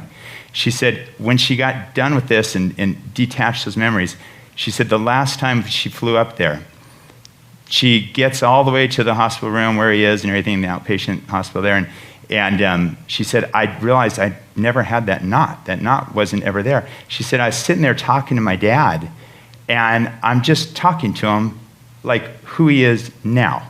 Now, her dad, for 50 years, has been trying to make it up to her. He realized what he did. Okay? He's been trying, but she obviously says, no, there's no way I don't want to do this. Now it's just out of guilt being there. However, she said this was the first time in her life where she could look at him and see him who he is today. And she said, again, I don't even know if she's a believer or not, but she said, it's like I forgave him. And it just gave this huge relief off of her. And she said how wonderful it was to feel that way and be with her dad before he died, and to feel like she forgave him before he died.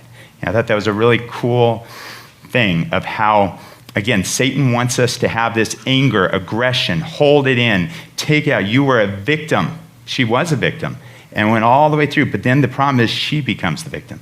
That's what unforgiveness does to us. We become the victim of that, right? Forgiveness is for us, not for the other person. It releases it, and she found that, and I thought that was really cool. God's design for you is to have control over your brain. Okay? I think that Satan wants us to feel like we don't have control of the brain. We don't. I mean, that's probably, again, I'm not against medication, but the pharmaceutical companies today, the control over this is way too much. Every doctor just throws people, it's always guessing, just throw them on this, and it paralyzes people. It causes so many issues. If we're going to do a tool like that, we need to do it objectively and sparingly and last case scenario and look at things more controlled at that. And when God's design is, again, for us to be able to shift, he wants us to go to rest, to times of rest. He wants us to go to times of action and serving, right? He wants us to go to times of meditation. He wants us to be able to shift through our life, and that's what equips us to do his work and live on purpose. And I think it's most evident, with God's design, when our brain can shift, we can have a strong marriage. We can have those two people that are stronger together than apart. That's so important, right? Satan wants to make us divorce. Everything is at survival mode. Might as well be apart, right? Godly parenting. When we're at our edge, we have no reserve, our 6-year-old, 5-year-old, 12-year-old, 15-year-old says something, we react. And now it just becomes this threatening to them, yelling and constant, doing this and everything. And you wonder why, again, I don't want to say it's always because of this, but you wonder why there's so much animosity between kids and their parents today. Kids are just trying to survive. Parents are just trying to survive. again, same type of relationship. There's no reserve. When we teach our kids to have reserve and to be able to calm down, we will get stressed. But when we can have the tools to calm ourselves down and we practice that, that's what gives us the tool to be able to do it in a trial when it's hard. If we don't practice it and then we have stress, we can't all of a sudden learn that skill. So it's definitely a skill. Joyful serving versus no reserve for others. Again, when we have plenty of reserve, we can go out and we can have joy in serving others. When we're fatigued, no energy, we had no quality of sleep, we're just barely surviving and we can't do God's work. Faith, trust, and peace. I think that Cindra on that last one said she feels a peace now that she's really never felt before, right? Versus survival mode. Survival mode is where I feel hopeless, where I feel, there's nothing that is only going to get better. That we talked about that limbic system. When you're in the limbic system, I always say that if I was sick, say I had food poisoning, the limbic system's going to tell me how I feel right now, I'm always going to feel. It's never going to get better.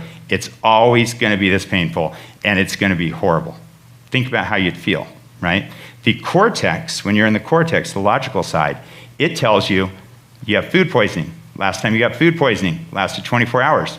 You're 12 hours into it. Hang on for 12 more hours and you're going to be fine. You see the difference, right? But think about that. We a lot of times are telling people this logic and they're not getting it because they're in their limbic system. The limbic system is how I feel. If I'm on an airplane and there's a little bit of turbulence, the limbic system says, it's out of control, this plane's going down, why did I get on it? The cortex instantly should push back saying, wait a minute, that doesn't match up with my experience. I've been on a plane 50 times before and never had a problem. I heard statistically it's the safest form of travel. And I really want to go on this vacation. It's the only way I'm getting there. So you be quiet, you're fine. Okay? And our cortex should be strong enough to push back on our feeling, right? And that's part of even spiritual warfare. Spiritual warfare is cortex logical. It's not our innate survival kind of sin nature, okay? It is understanding logically what God's done for us, understanding the promises in the Bible. That's why we have to meditate on His Word. We have to memorize these things so when we feel a certain way and we feel like there's no hope, we can go to that cortex and quote that scripture and bring us back out of there, right? Super, super important. So just quickly, a couple tools, just a few things that people can do practicing biblical meditation. I think we have to be very, very intentional on practicing stilling your brain. Okay? We do not ever do it. We need to limit social media, video games, screen time. None of those things innately they're not bad, but too much can be bad. Too much can steal and paralyze our brain. Intentional alone time in nature. This is something, again, we rarely do now, but going out and just observing, having some wonder, having some gratitude about the creation, out there. Just some alone time. Not going out to clear my mind, to think about these things and get them off my mind, but just to go out without thinking at all and just be sitting in wonder and listening to what God has to say, through this. That's where we talk about intentional listening without talking. Sometimes imagine if we went to our spouse and we thought intentionally, I'm going to go to them and just listen and not talk. Just listen to them. That strengthens a relationship. The spouse probably not know what to do. Like, wait a minute, what are you doing? Right? I mean, it's like we're usually just talking back and forth. But the same thing is, there's this whole idea of this listening prayer that going to God, we usually go to God and voice all our problems, everything that's going on. God, save me from this. Take away this. How about just going to God and just being still and saying, God, I'm going to try and clear my mind and allow you to talk to me for once. Yeah. Right? We don't practice that enough. Meditate on Scripture. Get those promises of God locked away in our cortex so when we feel that limbic system, we can reply back to it. When the cortex is strong, it pushes right back against that limbic system.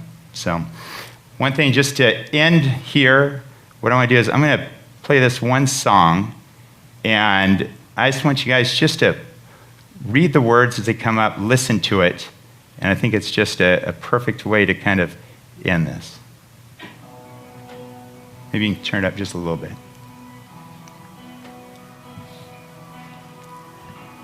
Why is my flesh so weak?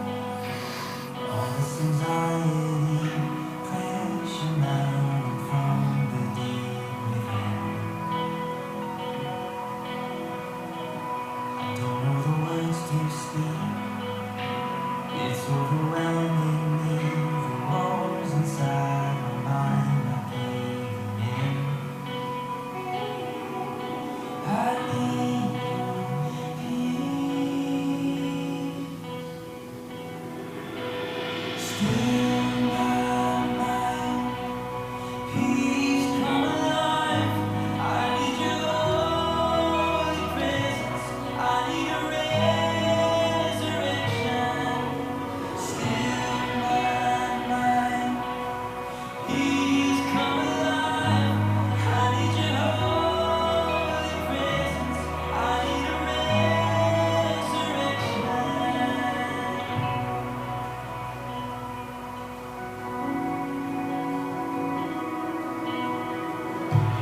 Did you walk with me? Mount up on eagle's wings. I'm soaring on the winds. You bring me there. You give me the words to speak, and you will be my peace. I'm calling on the Lord my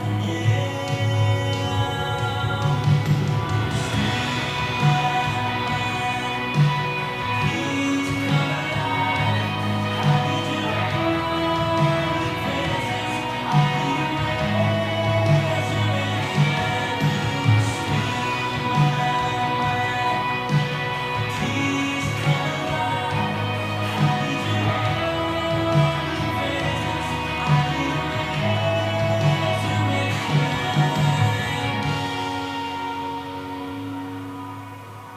I need it. I need it.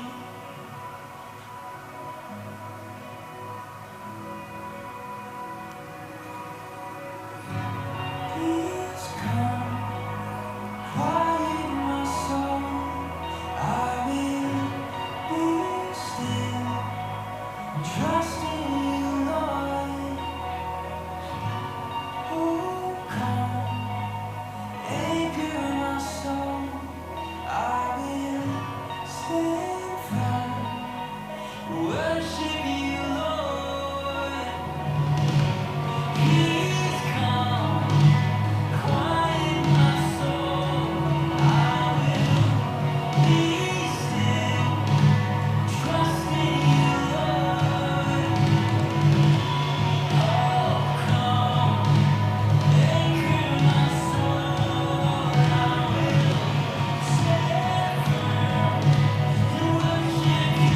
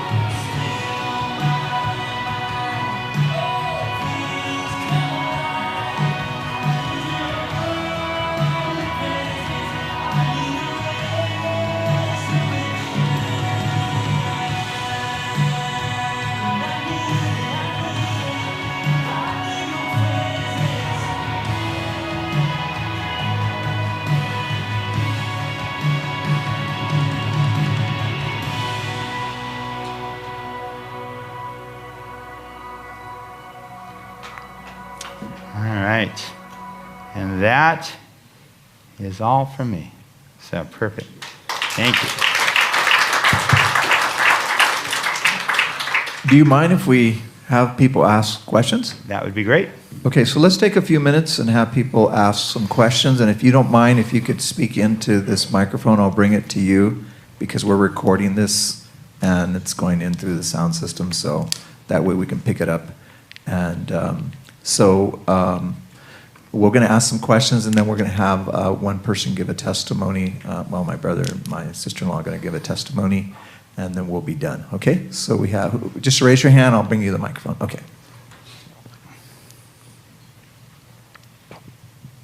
Hello. Hello. With you, of course, being one person and the training and education and experience that you've had and the multiple, I forget how many thousands of people that you've mapped, if a person were to participate in the program, I know some of the people that have personally gone to LA, I'm not sure all what's arranged here, but do you actually do the mapping, or does a technician, someone on your team, and if they do, what kind of training have they had to be able to, you know, give the analysis or what have you as that you would? Thank you. Exactly, yeah. So, so I do have technicians that are fully trained in EEG that record the brain map. All they do is record it, okay? I do go over all the results with everybody in our clinic. I do right now. My son, who is back there, is going to start to do it. He just finished his master's degree in neuroscience and is actually going through his PhD program next year. So that is my retirement program right there, that he will be doing it, yeah. But other than that, I currently, right now, I do all the results in our program. I go over it with everybody, which my wife says I need to have more help, but right now, I currently do. Okay, anybody else? Any questions? We answered everything. We're all neuroscientists now. That's right. That's exactly right. Everybody okay? Yes. Does the program of the neurofeedback help with brain injury? So it depends on what the brain injury is. You know, with certain types of brain injury, you have cell death, like stroke. Certain types of, issues can cause a lot of cell death in it, or there's maybe lesions in the brain, like MS, different, like Alzheimer's disease and stuff, where it starts to break down. So what we're usually trying to do in those types of situations is to strengthen the neurons around that area. Okay, so we're not trying to bring back cell death back to life. You cannot do that. But we can slow down the progression if it's a progressive disease by strengthening the areas around it. A lot of times people say brain injury because of the fact that they had a concussion or something, and the brain is not actually damaged, it's not working, which again, from a symptom standpoint, says there's brain damage because that part of the brain stopped working, so a different part took over, okay? And so the brain's not going to go back to that area, it's using this area. However, just like if I break my right arm as a kid, and while that's in a cast, and while that's healing, if I start using my left arm for everything, I get so good using my left arm that by the time this heals, I just never go back to it, and I only use this arm. And then I go next 10 years like that, but I'm straining my left arm all the time, and everybody says, nope, functionally, your right arm's not working, it's damaged.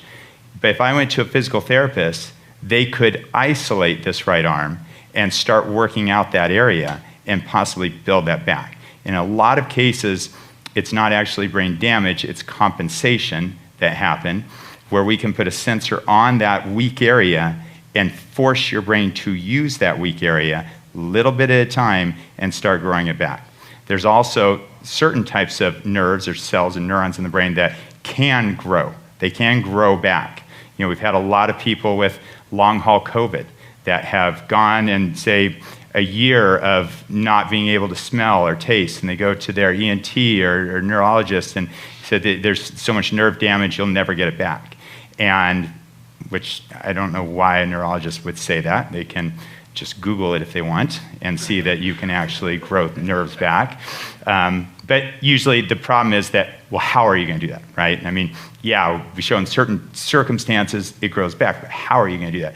But we've worked a lot with people on that with even, again, I try and, when I see something in the brain and we look at this, we try and look at different modalities. It's not all about just neurofeedback. That's why I always tell people, don't ever worry about, calculating the cost if you can do neurofeedback before you do a brain map. A brain map's the most important. We can do a lot of things without neurofeedback. We can look at nutritional deficiencies. We can look at, how exercise can grow certain areas. So for certain people, that have had that nerve damage, we've, suggested things like hyperbaric oxygen that floods the brain with tons of oxygen can help grow some of those connections back. But again, you're flooding it with oxygen.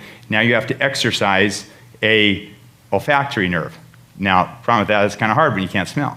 So typically what we'll do is have people take very strong essential oils and do even things like 10 minutes of smelling and smelling and smelling. Try and you actually imagine the smell as you're smelling, and it starts to work on that nerve. And we've been pretty successful at getting some of that back. Again, not necessarily through even what we do, but when you look at the brain and you see what's going on at the brain, you can usually try and figure out what to do. And if you can't bring back to life a dead area, you can strengthen the areas around it. Or in some circumstances, what we're trying to do is say with some people like with Parkinson's, where there's a lot of things we can do with Parkinson's, but I always say that one of the biggest things we can do is get rid of the anxiety and the depression that comes with that disease. To where when someone can be happy and calm, they have a progressive disease, but when you're happy and calm, your immune system settles down, you relax more, and that disease slows down. That's why they have so many things that show, positive attitude when you have cancer can change so much in that. And when you can calm down that anxiety and all that inflammation going on in the brain, you can put the blood flow to where it needs to be, put the immune system working where it needs to be, fighting those things. The brain can even help things like that. So, does that answer that? Perfect. Any other questions? Okay, Petey. I'm going to be talking about age because my husband and I are in our 80s. Okay. Now, are our brains too old to repair?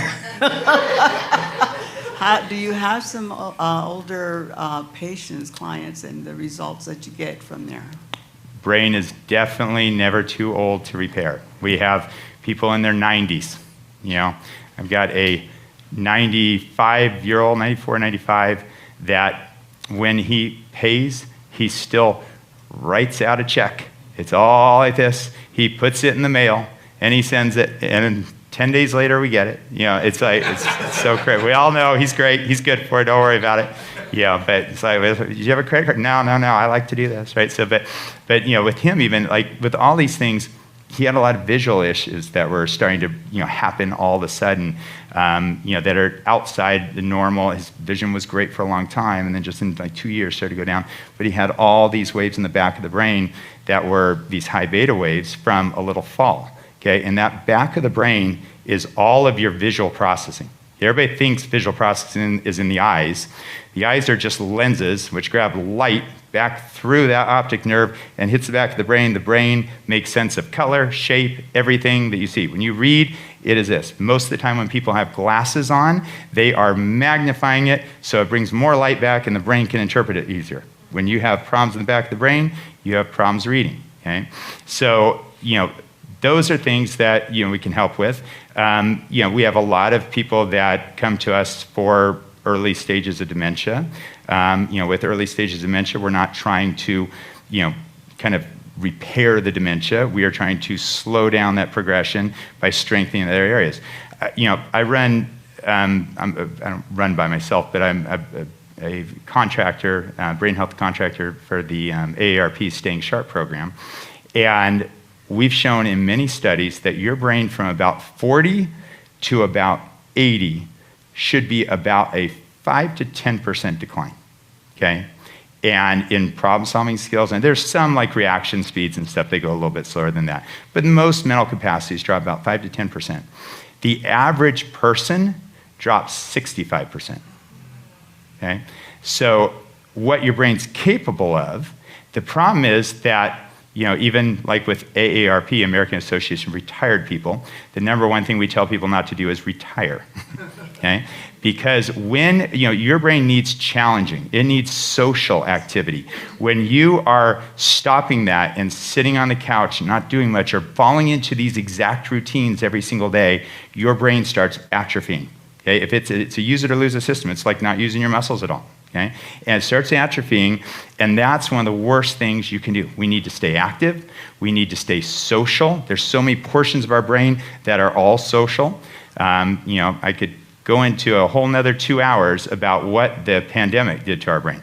Even having face masks on and stopping so much of the nonverbal communication is disastrous to the brain, especially kindergartners, first graders that are learning language. It set them back hugely. Most kids in school have set back at least 1 to 2 years because of this, because there's needs social. You cannot just have Zoom for everything.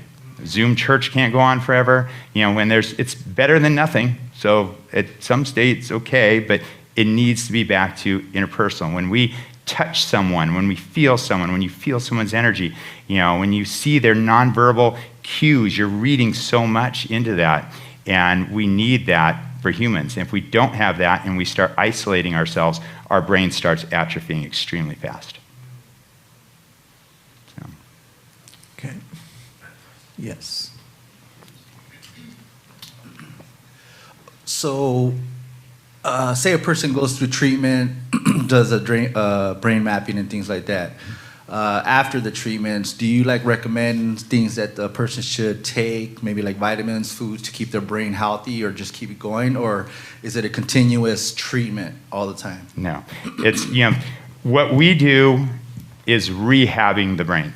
So it's like physical therapy. This isn't like going to the gym. It's like physical therapy. I strained my arm. A physical therapist got my range of motion back. My normal activities of daily living keep that arm. Okay. The only difference is that a lot of times we can lower some of these, stress waves, anxiety waves, fix sleep, all those things. But then you go back maybe into a job that is super stressful, and you are training your brain back the other way slowly.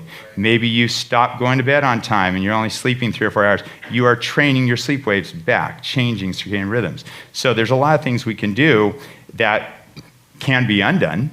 I've got one woman, probably in her 30s, that comes to us probably about every 2 years.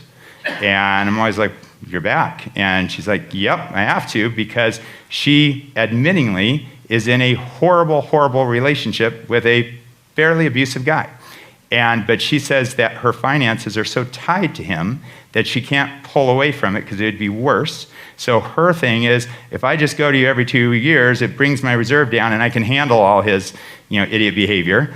And he gives me more reserve, and he loves it. He pays for it too because she responds better. When he's down here, he can kind of abuse her and she can take it more. Not a good situation. She knows that. I've talked to her about that. But that's what she's going to do. So if you're going back into a bad job, but you have to keep that job, if you are working shifts overnight and things are changing all the time, but you need that job, then there might be a little more maintenance to kind of counter some of those effects. But in most cases, if you're not doing that, it should be something that you get done, and your normal lifestyle, your normal good sleep at night keeps that good sleep. Your normal having stress during the day but coming down at night keeps that. All we're doing is getting the brain unstuck. Now, obviously, a concussion can cause new things. So my advice to everybody after they get done is to move to Tahiti, have no stress in their life, and a never-ending bank account, and then they'll stay. So.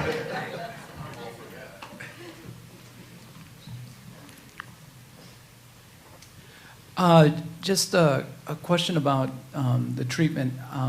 Everybody's different and we all have different issues, but what's the typical amount of time for most cases? And then you kind of answered it, but how often do people come back for treatment, say, down the road? How often do you see that? Yeah. So the typical, definitely kind of average is, well, what I would say, all we charge for is 20 sessions, okay? 20 tended to be kind of the normal, but I would say probably 75% of people probably get better within 20 sessions, and there's probably 20% that need an extra 5 or 10.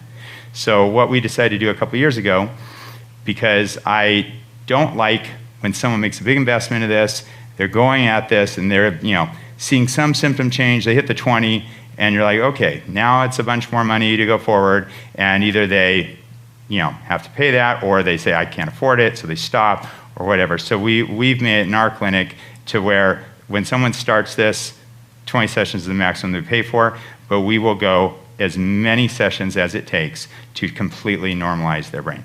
And majority of people, again, need 5 or 10 more. I have one person that I did a final brain map with yesterday, I've been working with for probably 5 years. And she does 20 sessions here and 10 more sessions here. But what was amazing is that she always had this one little spot left and always this little bit of anxiety. It had huge symptom relief on the first ones, but couldn't get past. She just did 10 sessions for the first time of alpha theta, and it cleared it all up, and it went perfect. So there's some times where we will experiment with things. We'll get people to do other type of things in conjunction with it if something's not working, but I'm probably one of the few people that will never, ever, ever give up on someone. I keep going until we figure it out. So typically 20, could be a little bit more, 20 to 30. And the amount of people that come back is really very few. I mean, less than 1%. I mean, it would be usually something with I fell the other day and, re-injured myself. Probably the only time we did get a little bit of an influx back of people that we had already trained was after the pandemic, because of the amount of stress everybody went through. I mean, that worldwide pandemic, when you have 24-hour news, all negative, hitting your limbic system, you have no sense of control because you've never experienced this before, so your cortex has no way to respond to what's going on. Everybody's telling you a different thing. It puts you in such this tailspin that it's very, very damaging. That's why typically I get maybe 20 kids a year that have either attempted suicide or were stopped before they attempted. We probably have, I would guess, 2 to 3 per week now. I mean, in some weeks more, some weeks maybe less, but probably an average of that. And it's just, it's overwhelmed the mental health of people. So in that case, we've had a few more people that just couldn't handle those things. I'll ask the last one, and then we can have a testimony. Are there any foods or drinks that are not good for your brain? And what should we be avoiding, or what should we be eating or drinking? I mean,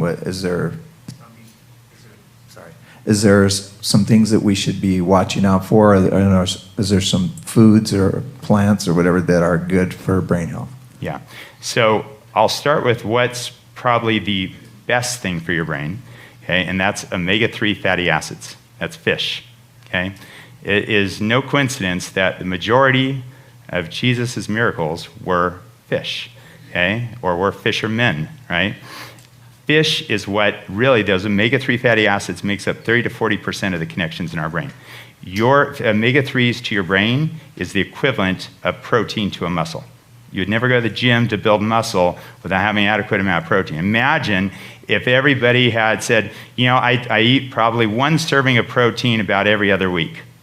Imagine what your muscles would look like, okay? And that's typically about what the average person does with fish. So fish and fish oil is one of the most important things.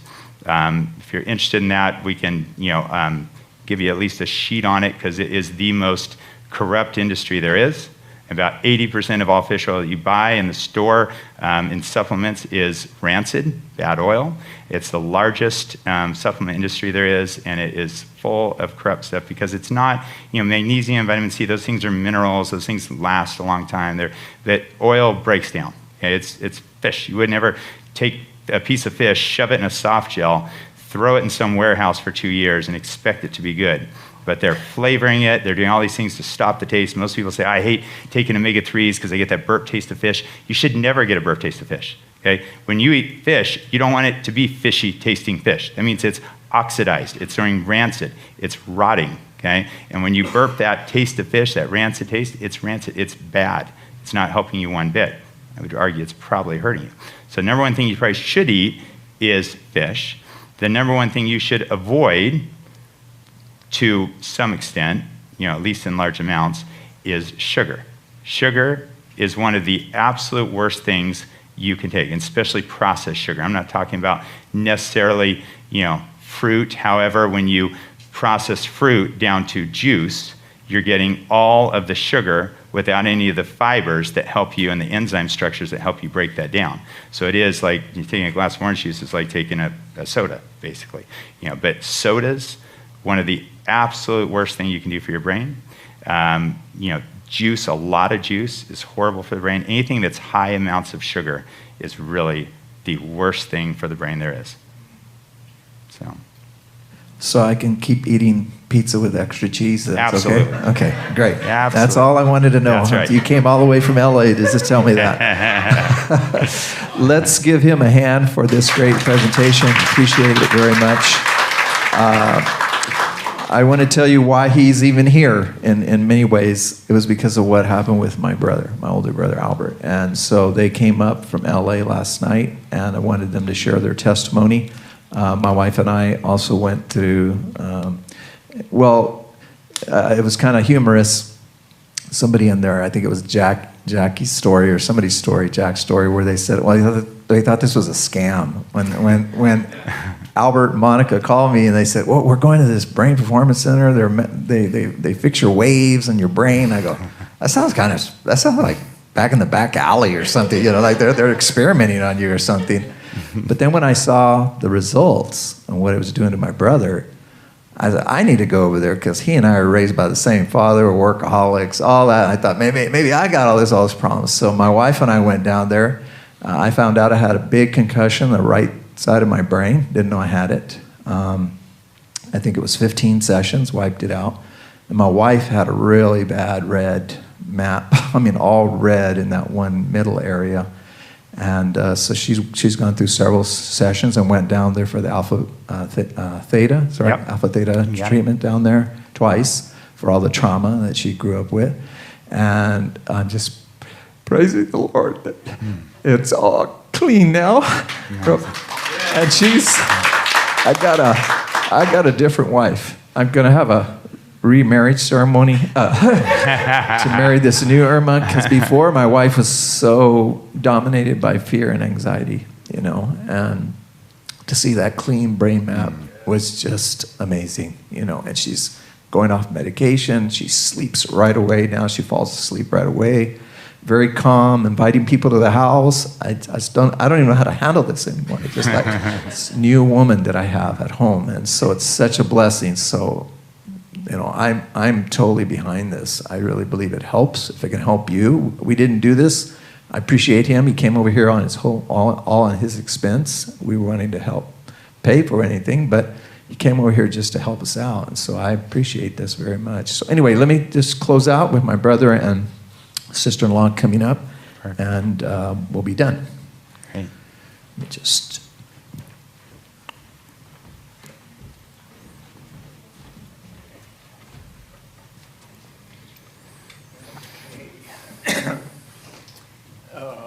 When I was sitting down here, I was remembering when I was young. And my dad, like Charlie said, was a workaholic. And I would go to just before I went to high school and go to the school to go there, I worked a couple hours early in the morning. I would work we started about 5 o'clock, sometimes at 4, and we started working over there because it was hot and bright. So I didn't, when you get up that time, it'll hurt you, and it hurted me down the line because I kept on doing that because I wanted to play football at Fresno State. I did, and so it was just the part of that of not sleeping and not sleeping for so long, very long times, and that hurt. And I still just went on, and what hurt me or straightened me out is that when I was babysitting my grandkids, and and I was sleepwalking around would be when the parents came and the kids were supposed to be in bed, and that really shook me up. Said I got to do something about this here. So that's what really turned me to the brain performance. Was guys in our church, they had all this, they were doing that too.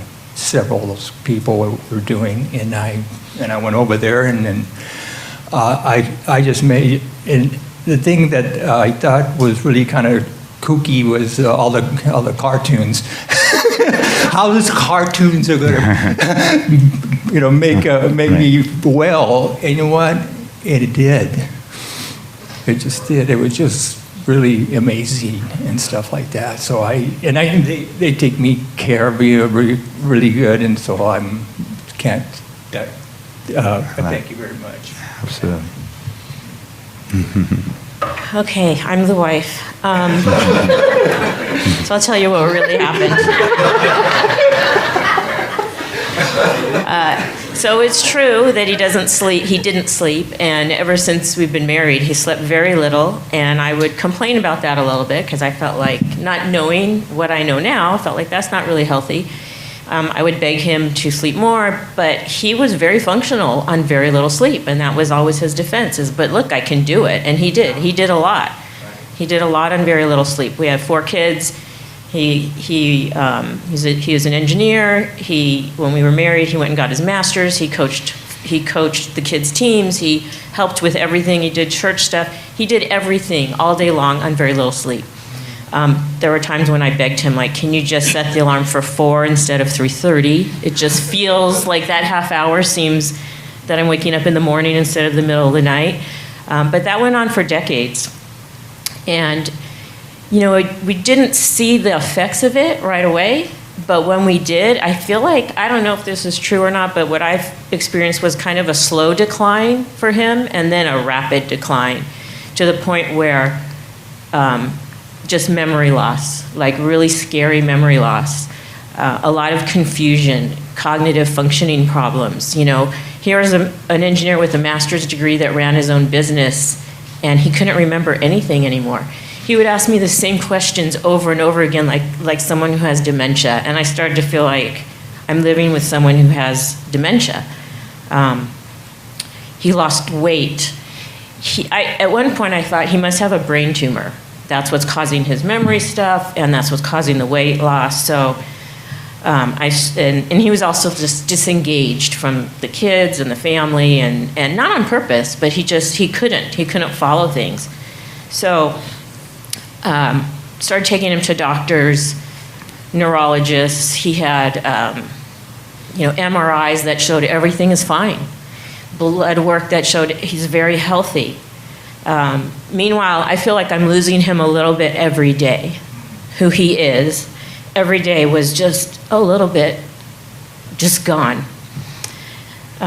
So we spent a lot of money on doctors and neurologists and tests. He did a sleep study. We did discover that he had sleep apnea. So I was like, great, that's it. We have our answer now. Put the CPAP machine on.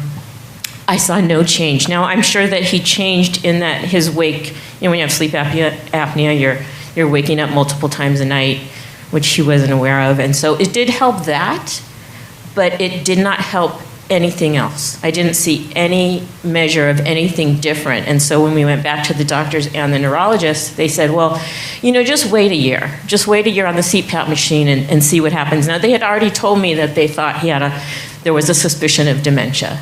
And I was like, I can't wait a year. We have no income. He lost his job because he couldn't stay employed. And I was like, what's going to happen to him in a year without intervention besides the CPAP machine if the problem isn't only sleep apnea? So I was like, I can't wait a year. I felt like in a year, I don't know what's going to happen to him. Sorry, I'm a little bit nervous. I'm not a talk in front of people person, but I'm so passionate about this that I want you guys to know just a little bit about our story. So it was a man from our church who called me one day and said, hey, call the Brain Performance Center, get Albert there. I already paid for the brain map, because we didn't have an income. So we couldn't even, and I'd spent all the money on doctors. So we went, got his brain map, and it was just that first delta wave was just red. He just had a red brain. There was like a little bit of green left or whatever color was on the top. And what Bryan told us is that, this is a very sleep-deprived brain, that even when he's awake, it's like he's asleep, which is what I was experiencing and what his employers were experiencing. Sleepwalking, that was really frightening. We did not let him watch the grandkids anymore because I thought he could sleepwalk right out the door, right into the car, because it looked like he was awake, but he was asleep. Now I want to say that before that, we were about to go to the next step with a neurologist, which was going to cost thousands of dollars of a big dementia study, which we were going to have to do because there was no other option. And so we got to the Brain Center right before that happened. And I'm so grateful because if we would have spent thousands of dollars on this brain study, and it's a test, it's not a physical, it's just a back and forth symptomology kind of test, talking and responding, that they probably would have said, yep, he has dementia. And then we would have been on a whole different medical path. They would have been treating him for dementia, which he does not have. So thankfully we got in there, it showed the brain map, and Bryan said we can help him. So we did the 20 sessions. We bought the 20 sessions. And it also showed he had concussions from football and probably other things as well. So he did the sessions at home because it was too much to go every day. He had to go every day, but it wasn't just him having to go every day. I would have had to take him because he was in a state where it's not that he couldn't drive, but I couldn't depend on him following instructions to get from one place to the next on time, and where is he supposed to go. So because of that, and I was working, he did it remote, which worked beautifully. It was a great experience to be able to do it at home like that. In the beginning, I had to help him every time. He couldn't even do the therapy by himself. I had to put it on. I had to open the app. He wrote it down. He still couldn't do it. It was just how bad he was doing. But then, towards later, he could do it on his own, which was just an indication of the progress that he was making. And so after the mid-map where we had, they map him again to show the progress, I was like on the edge of my seat because I had seen little changes, but, not enough for me. And so I thought, it didn't work. There's nothing, And when I saw that first brain map and it was 65% improved, I did start crying because I thought I wasn't expecting that.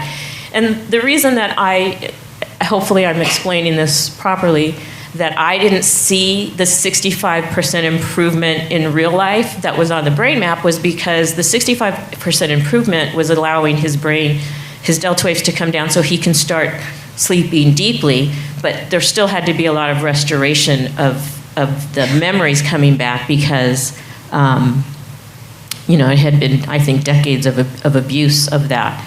So, but I'll tell you, I did see, I know it didn't happen overnight, but I witnessed it overnight. The morning that I woke up and I thought, you slept deeply for the first time that I've known you, because his whole, just the way he was sleeping. I'm used to him sleeping, he hits the pillow like this, and he falls asleep instantly. Because if you would have asked him, and people did, how do you sleep? Fine, I sleep fine, but he was always in light sleep. Yeah. So he wasn't going through the sleep cycles, which was the problem. So we didn't even know that sleep was a problem, although it was shortened, because he would sleep fine, and he'd wake up, and he'd do his thing. But the night that I saw that he slept deeply, like I could tell the difference just physically on him. So then his memory started coming back. He was more engaged with people. His personality started coming back. He started putting on healthy weight again. So the brain map, what I was experiencing with him in real life started matching up with what the brain map was saying. he's gone through 60 sessions. And then he's doing some other sessions too. So I'm kind of evaluating him at like he's 90% back, which is great. And I even told Bryan, like, I will take 90% because I was preparing myself for a life with a husband with dementia. Like, I was trying to figure out, how am I going to do this? But that's what I was preparing myself for. So 90% is amazing. We're going to get that other 10% because an employer is going to want 10%. So we're going to finish it off with the rest of the 10%. But I'm thrilled with it.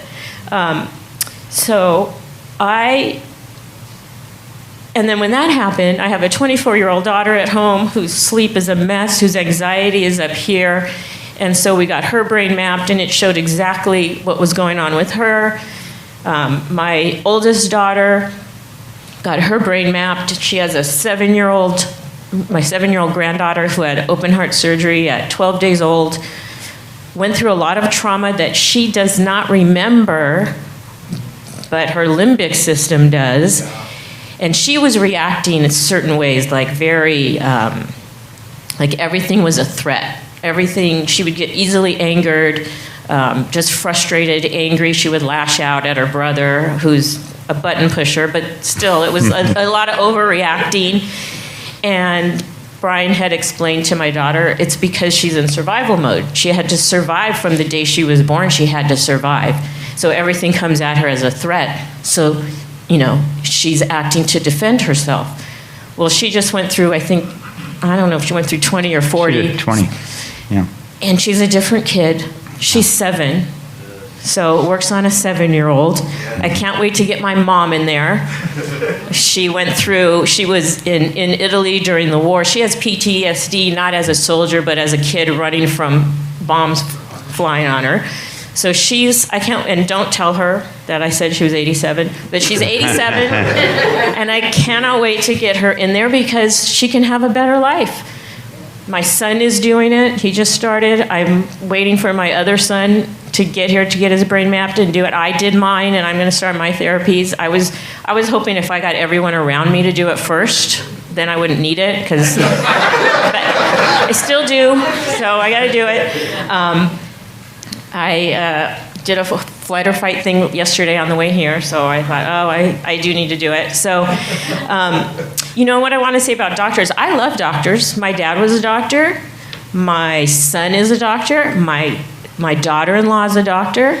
So I'm not slamming the doctors that were trying to help us because they were trying to help us. Yeah. But they didn't use this technology. I think every neurologist should, but so I'm not trying to slam them at all. I'm just saying we would have gone down the wrong path because what was available to us and what we were being told based on his symptoms, they were trying to do the right thing by us, but we would have gone down the dementia path. And I don't know where that would have ended and gotten us, because then he would have been given medication that he doesn't need. And what the side effects of that would be, I don't know. Because if someone needs the medication, like Bryan said, great. But I think he would have gotten what he didn't need. And who knows? I don't know where that would have led. But I'm so grateful. And what I tell people is, like, we neglect our brain. Because we don't know. And, I've talked to people about it, and then, it's hard sometimes when, like, it was hard for us when we didn't have money and income. A lot of people in our family helped us. But when I think about the cost we would have incurred going down a different path, and I'm not here to sell you anything. I'm not. I'm just telling you my experience. And then, my son didn't want to, he's like, well, I don't want to spend the money on that. I'm like, this is your brain. You don't want to spend your money on your brain, But if you needed dental work, you'd be at the dentist's office. Yeah. If you needed a heart thing, you would be there. And so it's so important. I think it's the most important thing we could do right now. And not only if you have a problem, because we all have problems, we all have things, but I'm looking at it now like this is my yearly dental, it's like a dental visit. You go to the dentist even when you don't have symptoms to make sure everything's okay. And you get your yearly exam even if you don't have symptoms to make sure. I think everyone should get a brain map because there's something going on in there for everybody that can be improved, whether through neurofeedback therapy or something else, or just Nutrition. nutrition, just to know what's going on, to prevent, anything that you need to prevent, or to solve any issues that you need to solve. So, I feel like I've lived side by side and watched this happen. And when people would ask me, like, how are you, how's it going? And my thing was always like, we're circling the drain. We're circling the drain financially. We're circling the drain health-wise. And I had one friend say, well, just put a plug in it. And I was like, wow, give me the plug. Where is it? This is the plug. This was our plug. This put a plug in us circling the drain. And we are, as far as physically, we're out of it. Mostly, like I said, he's still working on some things. But from this year to last year, and you guys saw him last year, he came out to Fresno last year, didn't recognize his sister-in-law, didn't know where he slept the night before. Like, very frightening things. And none of that is happening now. So I could talk on and on about this, but you've been here a long time. And but I just want to encourage you, if you have any, I'm happy to answer any questions if you want to talk about it, not the technical questions, but the experience questions.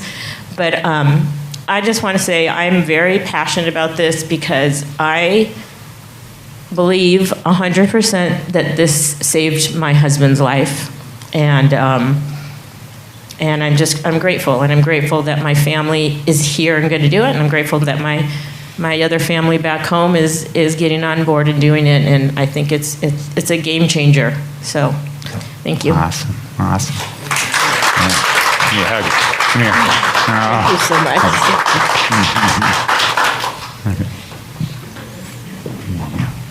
Thank you, Albert, Monica. Okay, been here long enough. Thank you so much for coming. And if you have any questions afterwards, be here. And for those that are doing the brain mapping and other things, it's going to be back in the Sunday school rooms. I know some people have signed up for that. We're going to have a little registration table here in the back, and then you'll go back there at your designated time, whether it's today or tomorrow. So they're handling that. I'm not, so they're going to be taking care of that, okay? Perfect. God bless you. Thank you for coming. Yes. Okay, God bless. Have a great day. Thank you.